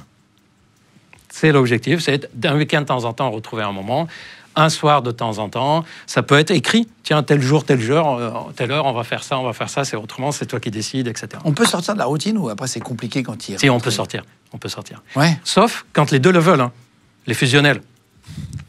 Ils sont très bien avec la routine. On rentre, on est ensemble, etc. Voilà, la routine leur convient très bien. Les raisonnables. Les raisonnables. Ils sont très très bien aussi avec la routine. C'est quand un des deux dit je commence à m'ennuyer. D'ailleurs, je ne sais pas si tu as déjà remarqué autour de toi, c'est hyper difficile de dire à la personne avec qui on est je m'ennuie. C'est hyper difficile parce que la première chose qu'elle va penser, c'est pas ah tiens, il faut qu'on change de routine. Qu'est-ce qu'elle va penser? C'est de ma faute. Ouais. Et donc, c'est hyper difficile. Et pourtant, c'est très important de le dire. Il y a un autre sujet qui est important. Vraiment, on s'attaque au sujet en profondeur. Là. Du coup, on va essayer de faire toutes les couches Allez, vas-y. de galères qui peuvent arriver. La jalousie. Ouais. C'est un sujet important. Oh mon Dieu, ouais. Est-ce que des couples jaloux peuvent durer? Moi, je vois parfois, j'en ai rencontré. J'en ai eu d'ailleurs. Si tu sors avec une fille très jalouse, pour ma part, et que je suis pas jaloux, moi, ça déséquilibre, ou vice versa d'ailleurs. D'ailleurs, tu sais pourquoi on supporte pas les jaloux? Je sais pas si les personnes qui nous regardent, dites-moi dans les commentaires. Ça enlève de la liberté. Qu'est-ce qui fait qu'on supporte pas? Ça enlève de la liberté. Ouais. Quelqu'un qui t'appelle tout le temps, qui te fait pas confiance. Il y a même quelque chose de beaucoup plus profond que ça. Ça enlève de l'admiration. Quelqu'un qui est tout le temps en train de te demander de le rassurer, ça fait plus une relation ou quelqu'un qui te fait tout le temps des reproches. Tu n'as pas trop d'admiration pour cette personne. Tu as plus d'admiration pour quelqu'un qui a une petite assurance, quelqu'un qui a une petite liberté personnelle. Ça, c'est quelque chose... D'ailleurs, vous avez déjà vu dans des films, quand on veut que la personne, que ce soit la femme, l'homme, peu importe, qu'elle soit un peu la personne qu'on a envie d'admirer dans le film. Vous l'avez déjà vu le faire avec une faible personnalité? Ben non, parce qu'on sait qu'on ne va pas admirer cette personne-là. Donc, c'est ça qui fait que la personne jalouse finit par nous éloigner. Elle est fatigante, épuisante, etc. Mais aussi, on n'a plus quelque chose qui nous lie à elle parce que... Ça fait moins rêver. C'est moins sexy, quoi. Putain, voilà. Donc ça, c'est l'explication de pourquoi on ne supporte pas les jaloux. Et sachez que les jalousies sont même parfois conseillées par des thérapeutes. Moi, jamais. Je conseille. Tu sais, la fameuse expression « suis-moi, je te suis ». Non. Suis-moi, je te suis. Fuis-moi, je te... C'est ça, quoi. On peut tromper une personne une fois. Je ne sais pas s'il y en a qui ont la rêve. Tromper une personne une fois, fuis-moi. Mais 1000 fois, mais prends un chewing-gum. C'est suis-moi, je te fuis, fuis-moi, je te suis. Voilà. Bah, ce truc-là, ça peut fonctionner, mais pas avec tout le monde. Il y a des personnes, si tu les fuis beaucoup, si ça peut les flinguer. Ouais, exactement. Ouais. Non, je ne vais pas supporter le... Voilà. Donc, c'est pour ça que je ne le conseille pas. C'est si tu as envie de le faire, OK. Les gens qui s'accrochent, en fait, d'autres qui ne s'accrochent pas. Ouais. Et puis, il y a des personnes qui, le fait de voir que l'autre s'éloigne, ils disent, bon, bah, OK, je lâche. Donc, toi qui t'es éloigné pour la rapprocher d'elle, ben... voilà. C'est pour ça que ça ne se fait pas sans connaître à l'avance la personnalité de chacun. Les fois où on dit, il faut le faire, ben, il faut être sûr que la personne à qui on dit, je vais m'éloigner de toi, ben c'est une personne qui va revenir. Sinon, c'est pas la peine de jouer avec ça. Ou à l'inverse, la personne qui va jouer à s'éloigner, ben c'est une personne qui est capable de le supporter. Hein. Parce que peut-être qu'elle le supportera. D'ailleurs, les personnes qui ne savent pas le faire, là, vous allez rigoler parce que je suis sûr que tout le monde a déjà eu le coup. C'est quelqu'un qui veut s'éloigner de toi, mais pour te titiller. Tu vois, il n'a pas envie de s'éloigner de toi, au contraire. Il veut que je vais pas lui répondre pendant une journée. Ouais, genre, ouais, non, je suis occupé, tout ça. En général, ça va. En général, on le sent. Tu sais avec quoi ça va? En général, ça va avec une photo sur Instagram, genre je m'amuse beaucoup. C'est ça, voilà. Ouais. Et on le sent, on le voit. Tu vois, c'est un peu comme si la personne dit, tiens, je lui réponds pas, puis, t'as vu, je t'ai pas répondu. Voilà, il y a des personnes qui sont pas faites pour ça. Pour revenir à la jalousie, parce que je crois que c'était ça la question. Ouais, voilà, on revient à le sujet, c'est savoir si tu traites beaucoup de couples jaloux. Il y a beaucoup. Et d'ailleurs, la jalousie est parfois très intéressante quand elle est ponctuelle, passagère, quand elle est juste signe que... Bah, tiens, avec qui ce soir? Ouais, juste, tiens, t'es un peu jaloux. Ah. C'est ça. Et je distingue deux formes de jalousie. La jalousie pathologique. Maladive. Pardon, trois, j'ai dit. La jalousie pathologique maladive, la jalousie possessive et la jalousie amoureuse. Moi, je fais les distinguos entre trois. La jalousie amoureuse, c'est... ça me fait chier quand même qu'elle passe la soirée avec... Dans un club libertin sans moi. Ouais, voilà, c'est ça. Bizarre quand même. Ah, voilà. Ça me fait quelque chose. C'est ça, ça m'embête, ça m'embête. Voilà, c'est quelque chose qu'on ressent au début d'une relation aussi, où tiens, elle a revu son ex, ok, il n'y a rien, et on sait parfaitement qu'elle nous a dit tellement de trucs négatifs sur son ex qu'on sait qu'il n'y a pas de problème, et voilà, ça titille. Donc ça, c'est... tiens, je vois qu'il rigole là-bas. Et donc ça, c'est la jalousie amoureuse. La jalousie possessive, c'est limite... Tu vois, par exemple, à la fin du couple, un couple qui se termine, si la personne dit, écoute, je sens que ça ne va pas entre nous, on va faire un break, je vais prendre 6 mois, je vais aller faire le tour du monde, je vais aller en Inde faire un peu d'introspection, des trucs comme ça. Ça peut passer. Par contre, écoute, on va faire un break, je vais prendre 6 mois, je vais sortir avec plein de copines. je vais aller dans les bars, machin, ça fait longtemps. Ça, comme par hasard, ça passe pas. Pourtant, c'est un break dans les deux cas. Donc ça, c'est plus aussi de la possession qu'on peut avoir pour la personne, quoi. Et tu as la jalousie pathologique, maladive, qui, elle, est infernale. Et quand je dis infernale, je vais te donner 2 exemples. J'ai un patient qui est dans le domaine médical, qui était interne à l'époque où je l'ai vu la première fois, puis médecin. Et il est avec une fille, tout allait bien, etc. Et il me dit un jour, je le voyais pour toute chose, pour des problèmes d'érection, il était diabétique. Et donc, à cause de jeune diabétique, et donc avec le diabète, il avait des problèmes sexuels. Et il me dit, c'est bizarre, je pense, est-ce qu'on peut parler aussi de certains aspects psychologiques, parce que je ne suis pas bien à mon travail. Il était en stage à l'hôpital. Et il m'a dit, écoutez, au début, ça allait bien, je m'entendais avec tout le monde, et puis tout le monde s'est éloigné de moi. Je sens qu'il y a une distance qui s'est installée. J'ai dû faire quelque chose. Est-ce qu'on peut en parler? Donc on cherche, on trouve rien, vraiment rien. Et il est mal. Il va mal parce qu'il ne comprend pas qu'est-ce qui fait que dans sa personnalité, les gens avec qui il travaille, les infirmières, les aides-soignantes, les secrétaires, etc., on lui parle plus trop. Et donc il dit bon, bah, c'est tout. On arrive dans le suivi à un moment où il change. Il va dans un autre hôpital. Et donc on espérait que ça allait être différent. Et de nouveau, rebolote. Et là, il dit quand même, 2 stages comme ça, parce que chaque stage, c'est 6 mois. Hein. À chaque fois, il y a un truc qui ne va pas. Et il va voir à ce moment-là, je lui dis, bah, posez la question. Demandez à une des personnes comme ça, qu'est-ce qui se passe? Et elle n'a pas voulu, etc. Puis elle finit par là, demande à ta femme. Mais qu'est-ce que ma femme vient faire dans cette histoire? Moi, je parle de ce qui se passe dans mon stage. Demande à ta femme, tu verras. Donc il demande à sa femme qui au début dit j'en sais rien, elle est folle, je sais pas pourquoi elle parle de moi, démerde-toi avec elle. Puis il dit non, écoute, c'est pas normal qu'elle me lâche ça, quoi, alors que je parle jamais de toi, moi, dans le travail. Il insiste, et là sa femme finit par lui dire qu'elle est tellement jalouse qu'à chaque fois qu'il était en stage, elle allait dans les services où il travaillait, elle se mettait, tu sais, dans les services hospitaliers, tu as un endroit d'accueil, etc. Elle se mettait discretos dans un endroit et elle regardait qui travaille, puis elle les suivait dans le parking. En disant, en fait, lui, c'est mon mec. Tu lui parles pas, tu t'approches pas, etc.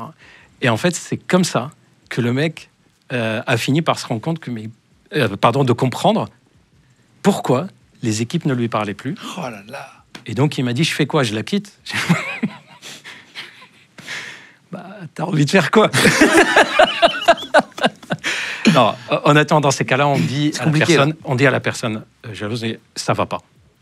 Est-ce que tu dois pas faire ça. Est-ce que tu veux te soigner? Parce que ça, c'est pas pathologique. D'ailleurs, si vous voulez, je peux vous dire comment on sait que c'est pathologique.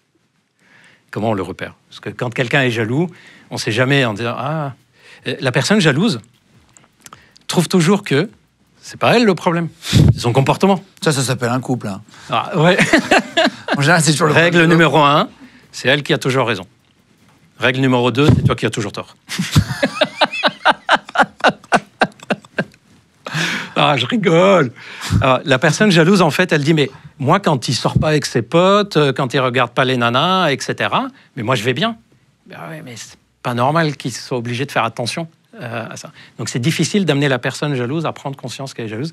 J'ai vu un couple, le mec, il a découvert, après 6 ans, qu'elle était jalouse maladive. Il n'avait pas trop remarqué au début, parce que le truc qui la rendait jalouse, c'est quand il y avait des filles en maillot de bain, etc. Les 5 premières années, ils allaient dans les montagnes. Elle se la jouait Heidi. J'adore être dans les montagnes. Quand il y a les moutons, les bergers, tout ça, j'adore ça. Et lui, il disait, oh, pourquoi pas, on va s'aérer, quoi. On va aller dans les montagnes. Au bout de 5-6 ans, il dit, j'ai envie d'aller à la plage, moi, quand même. Allez, cet été, on y va. Et c'est comme ça que ça a éclaté. En fait, elle ne supportait pas le fait qu'il soit à la plage et qu'il y ait des filles en maillot de bain. Si, je te jure. Elle ne supportait pas le fait qu'il y ait des nanas en maillot de bain devant lui. Et c'est ce jour-là qu'il a commencé à comprendre d'autres comportements qu'elle avait, mais qu'il n'avait pas rapporté à la jalousie, si tu veux. Aux gens elle essayait de ne pas croiser de femmes. En fait, elle s'est débrouillée pour pas que sa jalousie l'empêche de vivre sa relation. Ce qui est bon signe psychologiquement. On se dit, mais j'ai pas envie que ça m'embête dans ma relation, mais moi, j'arrive pas à gérer ça, je vais trouver une escapade, quoi. Tu as parlé d'un sujet tout à l'heure, rapidement. Tu as parlé du break. Ouais. C'est un mot qu'on peut utiliser, un truc qu'on fait parfois en couple quand ça va pas. Courant, il y en a qui font des breaks, qui se séparent, qui se remettent ensemble, etc. Est-ce que le break est utile ou est-ce que ça pue vraiment quand tu pars dans un break et que tu es en couple? Est-ce que tu vois, dans ton expérience personnelle, je parle de ce que tu vois avec tes patients, est-ce qu'il y en a beaucoup qui se remettent ensemble après ou est-ce que ça sert à rien? En fait, tout dépend de la raison pour laquelle on fait un break. Je te donne un exemple très récent. Un couple que j'ai rencontré, marié, pas d'enfant. Rien ne va. Mais ils se disputaient. Il n'y a pas une fois où je les ai vus dans mon cabinet sans que limite ma secrétaire me dise ça a crié, quoi. Dispute et tout, c'est pour des broutilles, tout. On sent qu'ils sont à bout, tous les deux. Tellement à bout que c'est impossible de travailler. J'arrivais pas à les creuser psychologiquement ce qui se passait, tellement on parlait que des broutilles, quoi. Et donc je leur dis, écoutez, ce serait peut-être pas mal si vous faites un break de 3 semaines pour descendre un peu, pour qu'on essaye d'y voir plus clair. Surtout que le break, quand je l'ai proposé, c'était aucun des deux n'avait l'intention de se séparer, mais ils ne se supportaient plus. Et donc, je propose ce break. Le hasard fait que le mec a ses parents qui venaient d'acheter un appartement sur la côte. Bref. Et donc, il dit, écoute, je vais aller 2-3 semaines là-bas. Et en y allant 2-3 semaines, on va se poser et on revoit le docteur après. Parfait. Je les revois après. Alors, c'était bien le break. Puis là, je vois qu'ils rigolent tous les deux. Et au bout de 4-5 jours, en fait, j'ai refait le chemin inverse. Je me suis rendu compte qu'elle me manquait. Et donc ça, c'est un break qui a été hyper utile. C'est-à-dire, ils se sont dit, bon, OK, il y a un truc encore entre nous, on va essayer. Et ça a permis de baisser d'un cran, de leur montrer qu'il y a encore quelque chose qui va. Et ça nous a permis d'avancer. À l'inverse, des fois, on conseille un break parce qu'on sent que c'est la fin. Et qu'il y en a un des deux qui n'est pas prêt. Et donc, on dit, peut-être qu'en faisant un break, vous allez aussi prendre le temps et de voir comment ça se passerait. Ou un des deux pense que c'est fini, mais il n'est pas sûr. Et il fait le break. Il dit, comment je me sens pendant cette période? Ce que je vous conseille, si vous faites un break, ne le faites jamais en disant « je prends 2 semaines et on verra plus tard ». Non, on analyse ce qui se passe dans le break. Comment je me suis senti?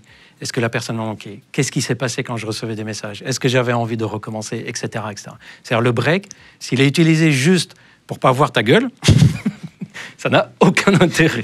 Si c'est fait pour dire, écoute, je vais réfléchir, vraiment, et je vais voir comment je me sens, et c'est le deuxième conseil, ne réfléchissez pas. Posez-vous la question, comment je me sens? Dans le break, c'est la question essentielle à se poser. Il y en a qui font des breaks pour aller voir ailleurs, pour faire des pauses dans leur couple, pour revenir après. Un sport national, tu sais, ouais, je sais pas où j'en suis, je fais un break, et comme par hasard, il fait le break au moment où il a rencontré une nana. Bon, ça, c'est pas un break. Ça, c'est juste, j'ai envie d'avoir deux. Voilà, c'est ça. Je fais une pause, quoi. Mais je sais que je vais revenir de toute façon. Et d'ailleurs, j'en ai un comme ça qui a fait ça et qui s'est retrouvé avec 2 personnes.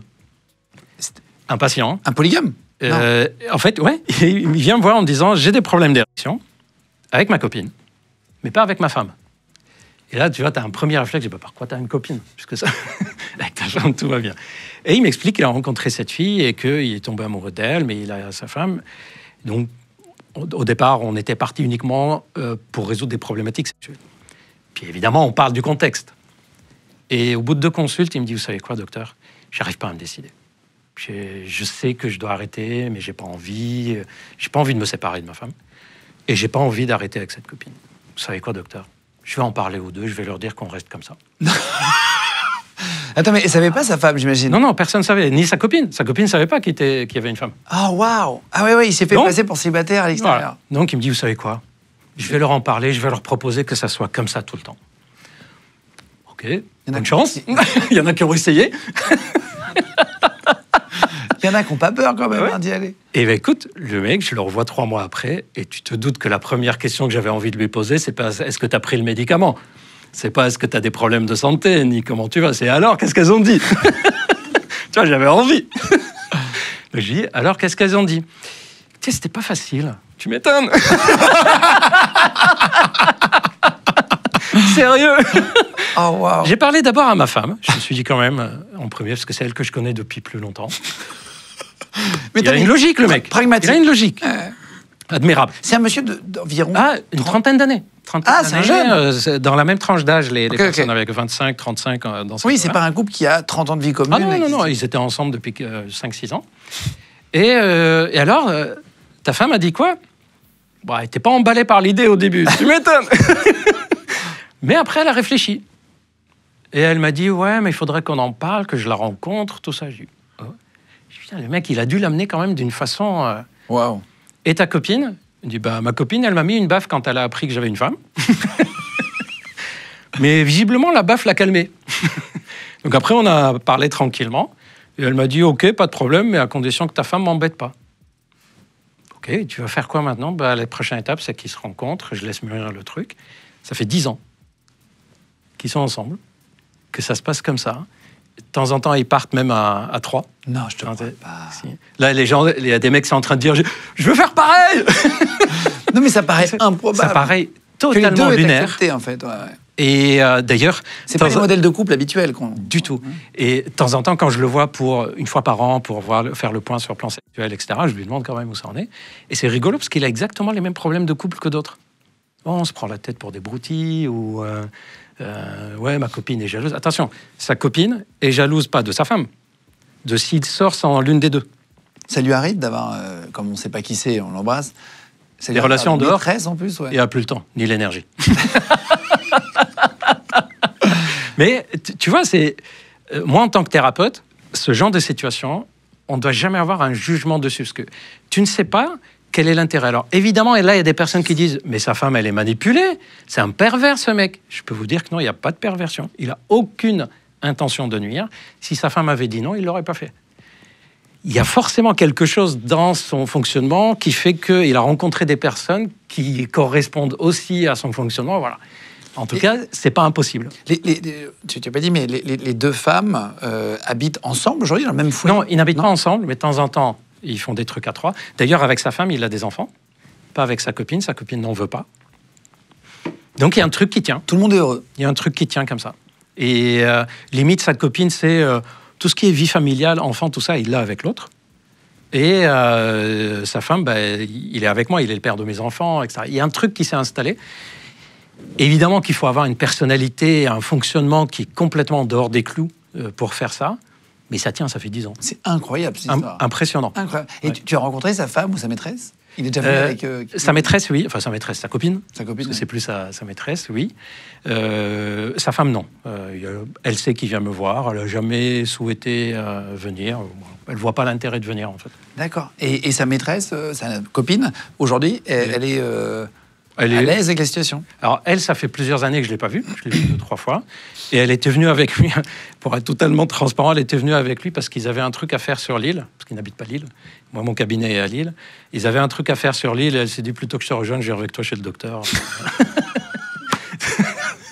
Et en fait, je ne sais pas si tu vois que les personnes qui s'en sortent dans ce genre de situation, je trouve que c'est des personnes qui ne donnent pas trop d'importance à ça.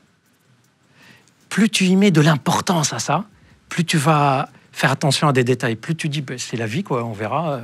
Et en fait, je trouve que c'est des personnes qui ont ce fonctionnement-là. C'est pour ça que les gens, par exemple, qui ont une relation un peu plus libre, les gens qui pratiquent l'échangisme, etc., en général, les gens qui les connaissent disent, mais en fait, ils sont super ouverts d'esprit. Bah, oui, ils sont complètement dans quelque chose qui n'est pas prévu socialement. Et il faut avoir une sorte de capacité à pas prendre les choses trop lourdes pour vivre ce genre de situation. T'as un patient qui t'appelle un jour et qui te dit « j'ai peur d'aller en prison », qui est tellement jaloux, qui te dit ça. Ah ouais. Le patient, je le suivais déjà. Alors, il avait des problèmes d'érection à cause de la jalousie déjà. C'est-à-dire tellement jaloux que ça allait bien entre lui et sa copine. Et un jour, je ne sais plus comment c'est arrivé, il croise un de ses ex, etc. Le mec, plus moyen d'enlever la tête de son ex de sa mémoire. Et à chaque fois qu'il faisait l'amour avec sa copine, il pensait à son ex. Et limite, il avait besoin de lui dire, est-ce que ça, tu le faisais avec? Est-ce que vous faisiez la même position? Il y a des positions qu'il ne voulait pas faire. Parce qu'elle lui avait dit... Enfin bref, il a posé tellement de questions qu'elle a fini par lâcher quelques infos. Et donc, un jour, il m'appelle et il me dit, docteur, il faut que je vous voie très très vite. J'ai peur d'aller en prison. Et donc, je lui demande évidemment pourquoi. Il me dit, parce que vous vous souvenez de l'ex? Comment je m'en souviens? À chaque fois qu'on se voit, vous me dites que vous l'avez en tête à chaque fois que vous faites l'amour. En fait, j'en ai tellement marre qu'il soit dans ma tête à chaque fois que je fais l'amour avec ma femme que j'ai envie d'aller le tuer pour ne plus qu'il soit dans ma tête. Je dis, on va commencer par pas le faire. On va trouver une autre astuce, t'inquiète. Et t'as des gars quand même. Ah ouais. Wow. Et en fait, par désespoir, il se dit, mais peut-être que si je le tue, je serai libéré. Oui, mais tu n'auras plus ta copine non plus. Voilà. Par contre, tu seras en prison. Et c'est pas la même sécurité. Et donc, c'est quand je lui ai dit... en fait, il a hésité parce qu'il m'a dit, j'avais peur que vous m'internez ou un truc comme ça. Je dis, franchement, là, c'est limite. C'est vrai? Ouais. Il y a quand même danger. Par contre, c'était l'expression plutôt de j'en peux plus de cette idée-là. Et heureusement, les choses se sont apaisées parce que, comme il m'a dit ça, on a mis un traitement médicamenteux très vite contre les idées obsédantes. Comme on met chez quelqu'un qui a des TOC. Une sorte de Xanax? Non, un traitement plus quotidien. C'est la sertraline chez lui qui a fonctionné à dose élevée. Et en fait, l'idée, c'est d'arrêter les idées qui tournent en boucle, quoi. C'est ce qui a permis d'apaiser et de continuer à travailler. Mais effectivement, une jalousie qui... Heureusement, tu vois, il y a des personnes qui me disent, mais là, on est en train de parler, on parle de détails parfois, on dit, mais comment on parle de ça? Le fait que les personnes que je vois en consultation voient qu'il n'y a pas de jugement. Que, comme je te disais tout à l'heure, je suis ni ton pote, ni ton juge. C'est pas facile de se livrer, j'imagine, pour un... Je pense que c'est ce qui a fait que ce mec-là a osé m'appeler pour me dire, j'ai envie d'aller tuer quelqu'un. C'est parce qu'il n'y a pas de jugement qu'il s'est permis de poser la question. Pour terminer sur la jalousie, avant de parler de l'infidélité, qui est un sujet de couple aussi important, enfin important pour certains couples. Tu sais, c'est très important, tu verras les chiffres. Vous pouvez commencer à flipper. T'as un patient qui est probablement mort de jalousie. Oui, Oui, oui, et c'est un énorme traumatisme. Alors, c'est dramatique cette affaire, parce que c'est un couple que je suivais, madame et monsieur, parce que monsieur avait une jalousie maladive. Et il en avait conscience, ça pourrissait leur vie, et je les voyais en consultation. Et un jour, je vois madame arriver en consultation, seule, visage presque gris, amaigri, des cernes, et donc, waouh, il y a un truc qui ne va pas. Je lui demande de m'expliquer, où est monsieur? Il me dit, il est décédé. Comment il est décédé? Il a eu un accident de voiture, là, entre la consultation précédente et aujourd'hui, et donc, j'ai pas annulé le rendez-vous, parce que j'avais besoin d'en parler avec quelqu'un, je suis pas bien, etc. Bon, ok, bon. Il n'y avait plus de raison de l'avoir, parce qu'en fait, le problème de jalousie, il n'était plus d'actualité. 1 an plus tard, elle rappelle en demandant un rendez-vous en urgence. Je me suis dit, merde, il est revenu d'entre les morts, le mec, ou quoi? Qu'est-ce qui se passe? Mais pourquoi il demande un truc en urgence alors qu'il est décédé depuis 1 an? Et à la consultation, elle me dit, docteur, j'ai besoin que vous me dites si vous pensez que c'est possible ou pas, parce que j'en dors plus. Dites-moi. 1 an plus tard, elle déménage. Au moment où elle déménage, elle demande à des personnes de venir l'aider. Elle découvre des petites caméras partout. Oh, waouh! Partout dans leur caméras appartement. cachées. Des petites caméras, mais qu'on peut trouver n'importe où de nos jours. Il y en avait partout, même dans les toilettes. Mais quoi? Partout. C'était caché dans des trucs de déco, etc. Il avait réussi à planquer partout. Elle l'avait jamais vu. Elle n'avait jamais fait attention. D'ailleurs, quand elle les a trouvés pour la première fois, elle ne savait pas ce que c'était. C'est un des gars de déménagement qui lui a dit « Mais madame, c'est des caméras de surveillance, ça !» Et ensuite, elle a demandé à quelqu'un qui connaît quelqu'un à la police que, en fait, c'est un truc que tu connectes à ton smartphone ou ton ordi, et puis tu peux voir. Et donc, elle dit « Waouh !» Ah oui, c'était pas de la petite jalousie, quoi, qu'il avait. Et tout d'un coup, elle percute. Le jour où on lui a annoncé qu'il est décédé, la police l'a appelé, on lui a dit voilà, on a trouvé votre mari dans le ravin, enfin l'hôpital SAMU a appelé, il est décédé, on n'a pas pu le récupérer. Elle s'est souvenue que ce jour-là, l'horaire à laquelle il a eu l'accident, c'est pas l'horaire auquel il sort du boulot.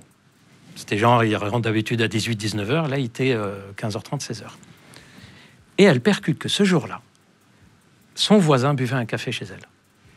C'était quoi cette histoire de café? Il n'y avait aucune ambiguïté. C'est simplement que elle est chez elle, c'est un petit quartier résidentiel. De la cuisine, elle voit que son voisin est dans la voiture. Un quart d'heure après, elle voit qu'il est toujours dans la voiture. Un quart d'heure après, donc elle va toquer. Elle dit, mais t'as besoin de quelque chose? Ça va pas? Elle me dit, en fait, j'ai claqué la porte. J'ai mes clés à l'intérieur. Ma femme m'a dit qu'elle termine un truc au boulot. Elle vient m'ouvrir. Reste pas dans ta bagnole. Viens prendre un café. Ils se connaissent, c'est des voisins porteurs. Bien sûr. Et elle me dit, est-ce que mon mari a vu les images? Vous voulez rentrer vite? Rentrer vite, et il a eu l'accident. Ah, waouh! Eh bien, on n'en sait rien.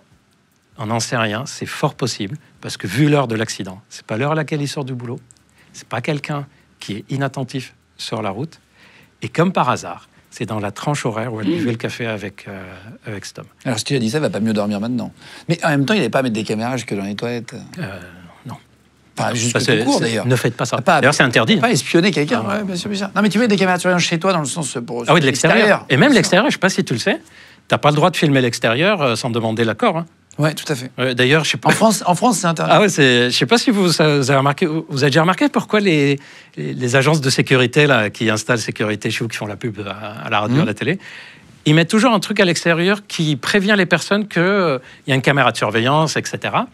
C'est pas pour dissuader. C'est parce que si le voleur rentre chez toi, si tu l'as pas prévenu que tu le filmes, t'as pas le droit d'utiliser les images. C'est vrai? Mais ouais. Ah ouais? Il y a un truc comme ça, en fait. Il faut prévenir la personne que c'est filmé, une zone filmée. Donc imagine ta femme autonome, voilà. On marche sur la tête sur certains sujets. Oui. Sur la sécurité, donc oui, effectivement, la jalousie peut tuer. Elle peut tuer les couples, ça c'est sûr. Là, on parle des conséquences sur les personnes qui vivent avec des personnes jalouses. N'oublions jamais que les personnes jalouses souffrent énormément. D'être jalouses. Parce qu'en fait, c'est pas un kiff d'être jaloux. Contrairement à ce qu'on imagine, c'est pas pour contrôler l'autre. Contrôler l'autre, c'est pour que j'arrête de souffrir. C'est pas pour le plaisir de contrôler. Donc, il y a une souffrance énorme. Et d'ailleurs, les tentatives de suicide chez les jaloux, c'est plus élevé que le fait que la personne qui vit avec pète les plombs, quoi. Pour terminer, comment on sait si on est jaloux pathologique? Ça, c'est ce que je vais vous dire là, c'est pour la jalousie, mais pour tous les trucs où vous vous dites, mais c'est un comportement normal. Par exemple, pour la Comment on sait qu'on est maladif, addict à la masturbation ou pas, pour les écrans, etc. Vous retenez 2-3 critères très simples. Ce n'est pas est-ce que je suis jaloux ou pas, c'est quelle est l'intensité et la durée de ma jalousie. Si je suis jaloux quelques heures, une fois par mois, bon, en général, c'est que c'est pas un truc majeur. Par contre, si je suis jaloux tous les jours pendant des mois et des mois, c'est que soit en face, il y a un sacré comportement de merde, soit c'est moi. Ensuite, le deuxième critère qui est beaucoup plus fiable, c'est la souffrance. C'est-à-dire à quel point j'en souffre. Et ça, c'est quelque chose qui ne trompe pas. C'est je souffre beaucoup de ça. C'est qu'on est rentré probablement dans le côté maladif. Par contre, non, pas que je souffre, mais bon, c'est pas agréable, quoi. Bon, là, voilà. Et le troisième critère, c'est qu'est-ce que je fais quand je suis jaloux? Est-ce que mon comportement change? Est-ce que je prends sur moi, je serre les dents et j'attends que ça passe? Est-ce que je pose quelques questions? Ou est-ce que je commence à aller voir les personnes qui travaillent avec mon partenaire ou ma partenaire en leur disant si tu t'approches, je t'arrache les yeux. Voilà. Voilà. Donc ces 3 critères-là vous permettent de dire ok, ça va encore ou là c'est pathologique. Si c'est pathologique, consultez. Je vous assure, sans une aide, on ne peut pas améliorer la jalousie juste en disant allez, j'ai décidé de ne plus être jalouse, de ne plus être jaloux. C'est super difficile tout seul. T'as beaucoup de couples qui s'espionnent, qui te l'avouent. Ouais. C'est vrai? Ouais. Surtout de nos jours. Là, tu vois, j'ai la chance, j'ai commencé il y a 25 ans. La technologie a évolué. Ah ouais, la technologie, les téléphones... Ils s'espionnent comment, les couples que tu vois? Alors, est-ce qu'ils te disent? Il y a beaucoup le fait d'essayer de lire le téléphone de l'autre. Ça, classique. Classico. Voilà. C'est le coup classique, c'est tiens, file-moi ton téléphone, le mien il charge. Et d'ailleurs, beaucoup le font juste pour voir la réaction. S'ils commencent à avoir des sueurs froides, ou ils commencent à parler langage Ikea, tu vois là, tu te dis ah, il y a un truc qui va pas. Donc ça c'est hyper courant. Il y a aussi l'espionnage via le travail. C'est très courant. Genre le mec qui dit, ou la nana qui dit je suis à mon travail jusqu'à telle heure, et on appelle le travail, on se fait passer pour un client, un truc comme ça, je peux parler avec monsieur tel? Ah bah non, ça fait 2 jours qu'il n'est pas venu au boulot. Donc voilà. Il y en a qui font ça? Oui, c'est hyper courant. Il y en a qui mettent des applications cachées, il paraît qu'il existe des applications pour localiser pour les enfants. Oui. Tu mets sur ton enfant, sur le portable de ton il n'y a même pas besoin de trucs comme ça. En général, il y en a un des deux qui est pas très intéressé à l'informatique, tu vois. Et donc très facile de mettre même les Google sur Snap. Tu vois, moi je sais qu'il y a des couples, ils vont sur le Snap de l'autre et ils mettent la localisation géographique. Tu percutes pas, tu le laisses comme ça. Voilà. D'ailleurs, avec cette nouvelle technologie-là, je trouve qu'il y a même une sorte de paranoïa qui s'installe. Un des trucs pourris, c'est sur les WhatsApp, par exemple. Message lu. Tu vois, mais pourquoi il m'a pas encore répondu? Ah ouais, c'est horrible. Limite, WhatsApp, il va rajouter encore un truc. Message lu, mais il en a rien à foutre. Tu vois, c'est des mouchards. Tu sais que moi, quand je donne mon numéro de téléphone à quelqu'un, je lui dis pas mon numéro de téléphone. Je dis le numéro de mon répondeur. Je sais pas si je vais répondre, j'en sais rien, moi. Il faut se libérer de ce truc-là. Mais oui, si, c'est hyper fréquent qu'ils s'espionnent comme ça. Puis il y a plein de trucs sur Amazon. Faites le test. Tapez sur Amazon. Matériel d'espionnage, vous allez voir, pour 50 €. Ah ouais? Tu peux enregistrer des trucs. Tu peux, si. Quel enfer, putain. Si. Après, quand on arrive là en couple, c'est quand même pas bon signe, quoi. Pas bon signe pour 2 raisons. Soit la personne qui le fait est malade, donc pas bon signe. Soit la personne en face a un comportement tel que tu as été jusque-là, c'est pas bon signe non plus. Mon conseil, si vous êtes tenté de faire ça, c'est qu'il vaut mieux arrêter. T'as pas besoin d'aller espionner pour savoir que ça va pas. Voilà. Il y a beaucoup de caméras de surveillance, comme celle dont tu parlais tout à l'heure, la dame, t'en as vu plein qui s'espionnent comme ça? Alors oui, et ce qui est rigolo, c'est que les personnes qui les installent chez eux, en général, ils les cachent pas à leur partenaire, mais ils disent c'est juste pour surveiller au cas où, mais ils disent pas trop ce qu'ils font avec. Par exemple, j'ai une patiente qui m'a dit que ça fait longtemps que son mec a installé des caméras. Bon, il est très amateur de tout ce qui est technologie et tout, et il lui a dit c'est, je sais pas, si tu es à l'étage, les enfants sont en bas, comme ça je sais ce qui se passe, etc. Puis quelques années plus tard, elle a compris que c'était que pour elle, en fait, qu'il avait mis ça. Ça, c'est hyper fréquent. J'ai une pote qui a installé ça elle a un petit studio, et pour l'anecdote, mais c'est fou, elle sentait que ça sentait le shit chez elle. Et elle me dit, c'est bizarre et tout, je fume pas. Et un jour, Et on a eu un fou rire d'anthologie. Et la seule personne qui avait sa clé, c'était le gardien de l'immeuble. Et elle est partie une semaine en vacances. Et un jour, on était ensemble du coup en vacances avec des potes, etc. Et nous montre la caméra de surveillance. Elle a porté plainte. Hein, c'était voilà. Ah oui. Le gardien ouvrait en fait. Il rentrait. L'appartement. Il venait avec un monsieur extrêmement un peu bière. Tu sais, ils appellent ça les bières. Là, c'est un monsieur de 60 ans, très rond, machin. Il faisait des trucs dans le lit. Et la femme du gardien était là. Et elle regardait. Filmait. Il y a une scène de Jackie et Michel. Ah, mais je suis abonné à leur site. Ça y est, je vois. Et attends, écoute, et on est en direct au bord de la piscine, c'est une histoire vraie. Et tu regardes. Et elle est comme ça, et nous regarde, et on voit, elle leur a parlé ou pas? Elle n'arrive même pas à parler. Oui. Tu sais pourquoi elle a mis une caméra? Pour son chat. Oui. Il y en a qui mettent des caméras à chat. Oui. Et c'était une caméra à chat. Bref. Si, pour les chiens, pour les surveiller. Elle avait un petit robot qui pouvait contrôler la distance, mettre des croquettes et de l'eau. C'est ça. Bref. Voilà. C'est pas un chat, c'est un ours qu'elle a chopé. C'était son achat de l'année, elle en parlait tout le temps. Et tout. Elle mettait des croquettes tous les soirs et tout. Et à un moment donné, elle nous regarde. Et donc, faut faire attention à qui vous donnez vos clés, même si ça paraît pas. Faut faire attention au gardien. Quoi. Ah, purée. Voilà. Ah oui, bravo. Fin d'anecdote, mais ça fait penser aux caméras de surveillance. Moi, j'ai un couple, tu me fais penser à ça, qui a utilisé la jalousie parce que lui ne voulait plus être avec elle, mais courageusement, il ne voulait pas lui dire. Il voulait la pousser, elle, à prendre la décision. La base. La base. On t'apprend ça dès la maternelle. Il faut que tu aies du courage et faire tout ce qu'il faut pour qu'elle parte. Voilà. D'ailleurs, les mecs, franchement, vous pouvez dire c'est fini, hein, c'est quoi le drame que la personne en face soit pas bien, c'est quoi le problème? Bref. Et il a utilisé la jalousie de sa femme, qui était pas pathologique, mais qui était pas banale non plus. Tu vois, on était entre deux. Il a commencé à mettre exprès des strings, il a été acheter des strings, à mettre des strings qu'il laissait traîner dans sa voiture. Oh, mais je sais pas d'où ça vient.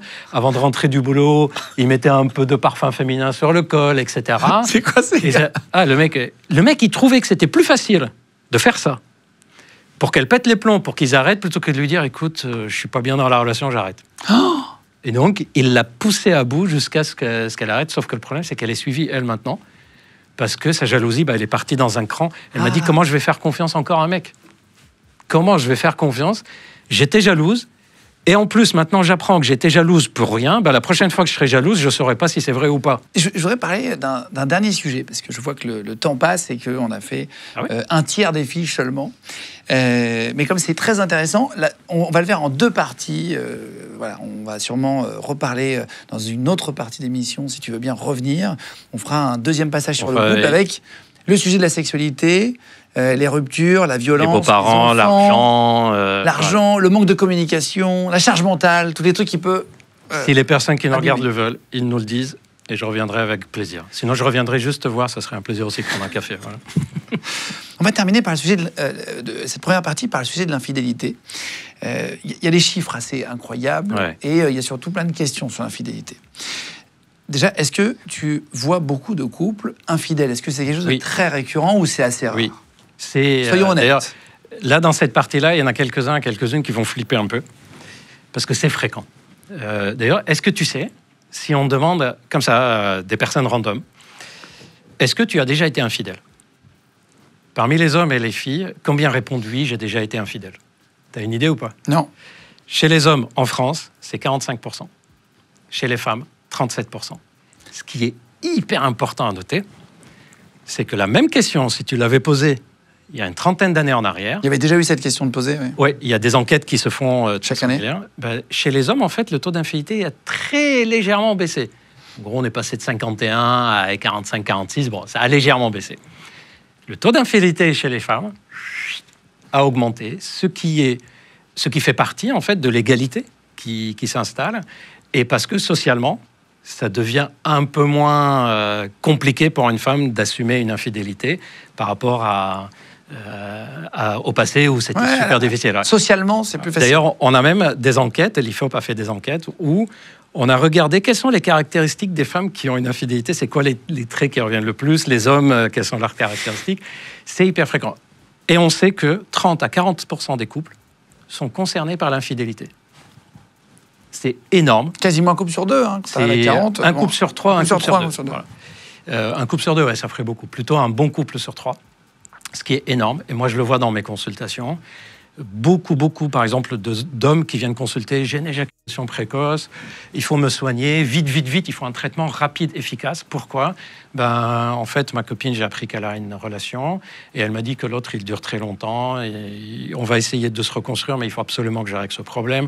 Ça, c'est, je dirais, presque toutes les semaines qu'il y a des cas comme ça. Des femmes qui consultent en disant « il faut vite que je retrouve ma libido parce que j'ai appris que mon mec m'a trompé ». Je me demande si c'est pas parce qu'on fait pas assez souvent l'amour. On a aussi sur la plateforme charles.com, on n'a pas que de la téléconsultation sexo, on a téléconsultation obésité.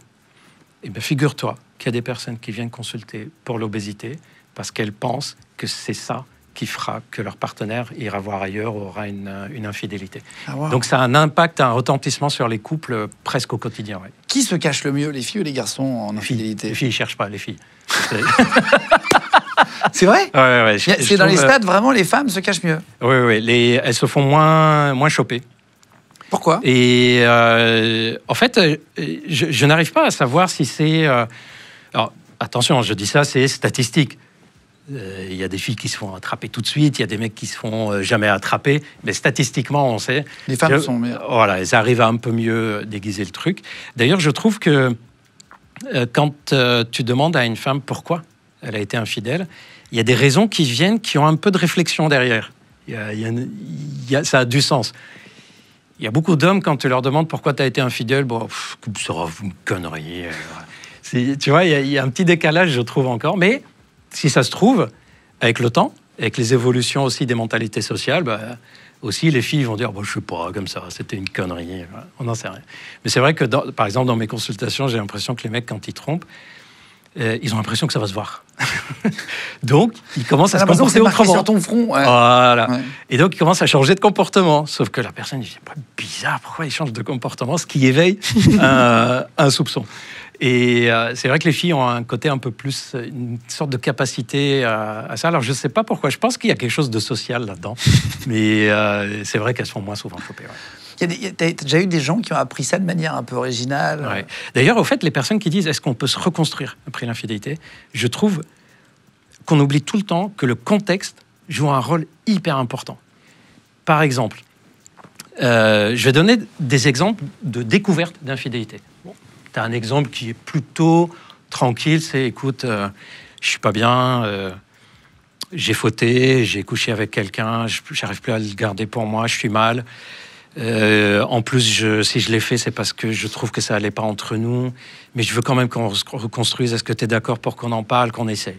Bon, là, tu te dis, OK, il y a une petite chance que ça passe. Mais je vais te donner 2-3 situations où là, tu te dis, waouh, ça va être violent. Il y a une patiente que j'ai vue en consultation, très très mal, et elle me raconte son histoire. Elle a un coup de fil un jour de son mari qui lui dit, je suis en prison. Il faut que tu appelles, que tu viennes me voir, que tu me ramènes des affaires, etc. Mais quoi, qu'est-ce ? Écoute, viens, on en parle. Donc, tu vois, le truc brutal. C'est ni un loupard, ni un drogué, ni le gars normal, quoi. Elle va en prison. Et en fait, ce qui s'est passé, c'est qu'il a été agressé dans la rue, devant son boulot. Il est quand même costaud. Dans l'agression, il pousse le mec. Le mec, l'agresseur tombe, se heurte l'arrière du crâne, hémorragie. Et il va probablement décéder au moment où elle est... Donc, il y a quand même violence avec décès derrière. Et donc, trouve avocat, etc. 2 jours après, convoquée par la police, cette dame. Et là, on lui montre des photos du mec, de la femme du mec, etc. Il dit, vous connaissez ? Non, ça ne me dit rien, c'est qui ? En fait, l'enquête a montré que le gars qui est entre la vie et la mort, c'est le mari de la maîtresse de votre homme. Donc là, la meuf, elle me dit, j'apprends qu'il a une maîtresse, qu'il est en prison, qu'il a tué un mec, que le mec a essayé de se tuer. Et donc, je ne sais pas où j'en suis à me dire, je passe 1 heure où je me dis, oh là là là, le père de mes enfants, il va aller en prison, qu'est-ce qu'on va devenir, qu'est-ce qu'on va faire ? Et l'heure d'après, c'est bien fait pour sa gueule, il est crevé en prison, et qu'est-ce qu'il nous a fait, etc. Et donc, elle était super mal. Se reconstruire sur ça, c'est très d'une violence. Tu apprends un truc comme ça, c'est hyper violent. L'amour se transforme en haine facilement. Oui, ça peut tourner dans l'autre sens. Et en fait, là, il y avait, mais dans quoi tu nous as mis, quoi ? C'est non seulement tu m'as trompé, mais tu nous as mis dans un problème, dans une merde pas possible. Un autre exemple. de découverte tu peux mettre du temps à t'en remettre. Un de mes patients, il m'explique qu'il a décidé de faire la surprise à sa femme. Il se trouve qu'il avait fini, ils travaillent beaucoup tous les deux, ils se voient peu. Hein. Il avait fini un peu plus tôt, il s'est dit, tiens, je vais aller la voir à la sortie de son travail et je vais lui proposer de l'amener directement boire un verre, une sorte d'after-work avant de rentrer à la maison. Bon, c'est sympa et tout. Et il se trouve que en l'organisation du parking, machin, tout ça, il voulait pas que ça soit au téléphone, il voulait vraiment que devant elle. Et il voit qu'elle monte dans sa voiture et elle part, donc il la suit.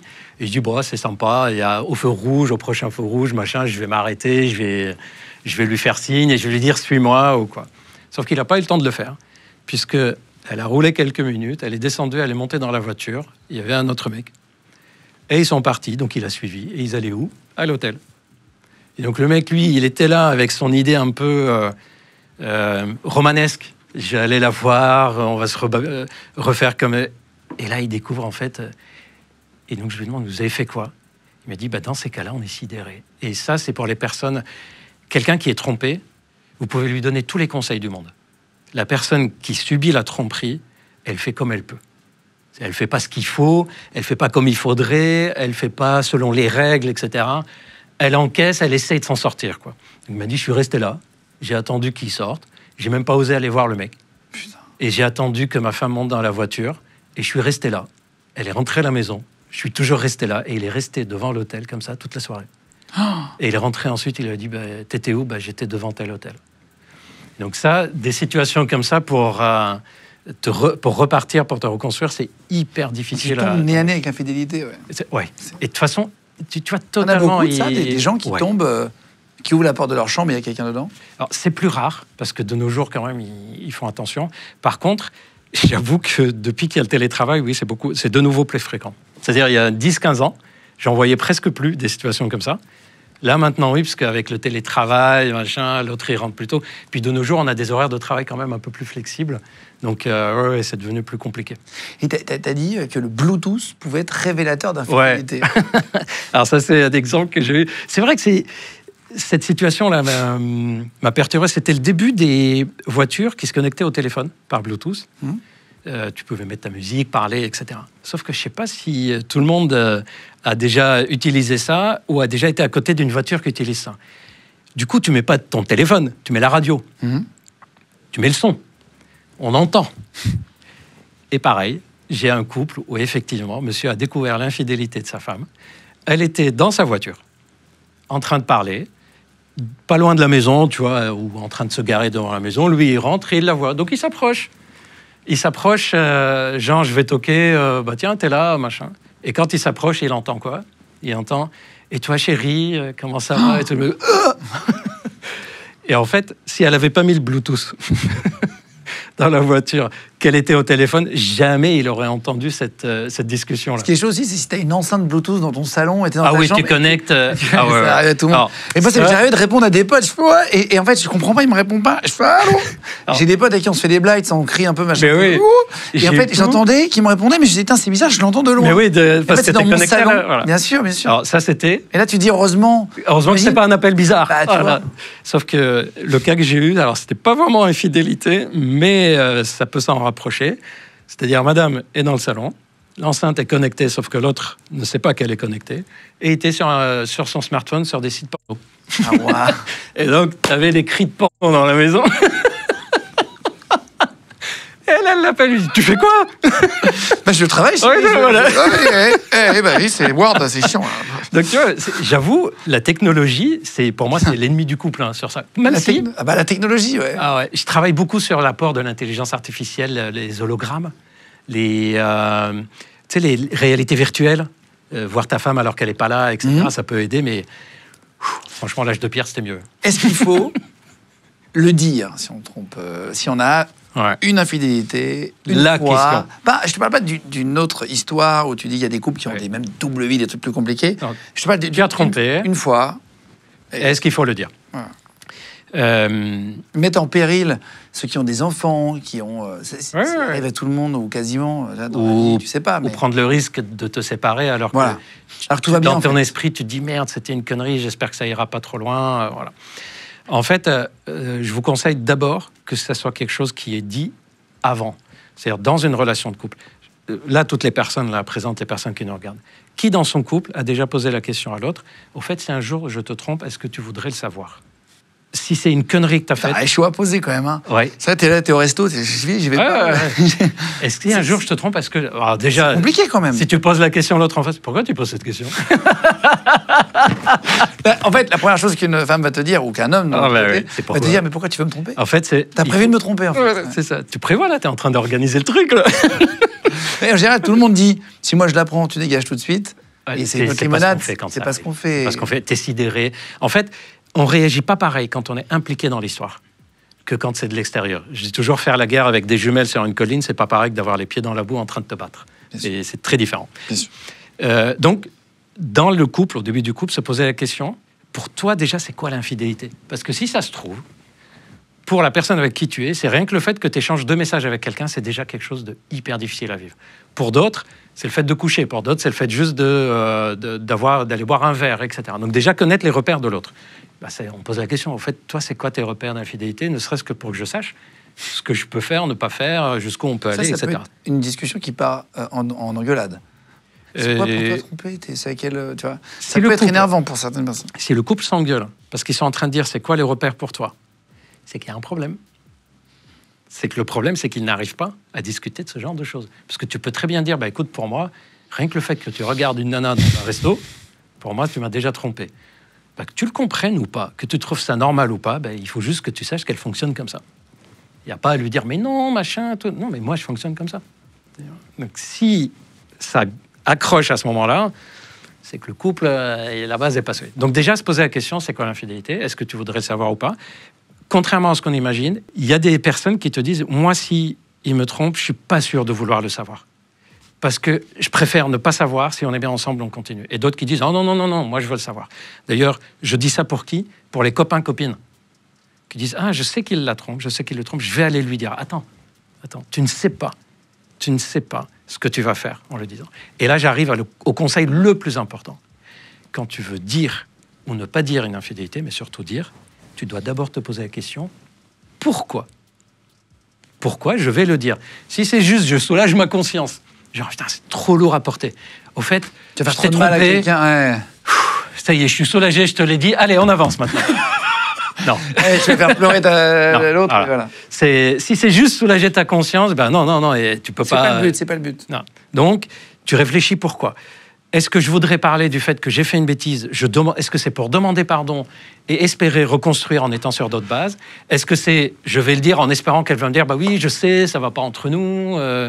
Et puis si tu le dis, il faut que tu t'attendes à ce que la personne en face te dise. Au fait, maintenant que t'en parles. Moi aussi. Moi aussi, voilà. Donc, avant de le dire, tu te poses la question du pourquoi. C'est-à-dire, tu vas pas comme ça à l'aveugle, quoi. Il y en a qui essayent de te le cacher, qui viennent pour des thérapies de couple, mais qui veulent pas te le dire, qui trompent, mais que tu le sens. Oui. Il y en a un qui m'a fait le coup. Dans les deux sens. Il y en a un que j'ai vu, suivi pendant longtemps avec sa femme. Sa femme disait, je suis pas bien avec lui, je suis sûr qu'il va voir ailleurs, etc. Ils juraient, ils ont été voir un psychiatre, ils m'ont vu moi, ils juraient que non, ils juraient que c'est elle se fait des films et tout. D'ailleurs, tu te doutes comment elle, la pauvre, elle a été vue comme si elle était paranoïaque, etc. Et c'est plusieurs années plus tard, le mec, je le revois, parce qu'il vient avec sa nouvelle femme. Et donc, je lui demande, il vient dans le cadre de sa nouvelle relation, pour d'autres problèmes. Sa femme n'est pas là. Et donc, je lui demande, et au fait, votre ancienne relation, etc. Il me dit, docteur, en vrai, je l'ai trompé. Mais je voulais pas assumer. Et le mec, il me dit ça. Et il pense que je vais continuer à le soigner en sachant qu'il me cache des trucs.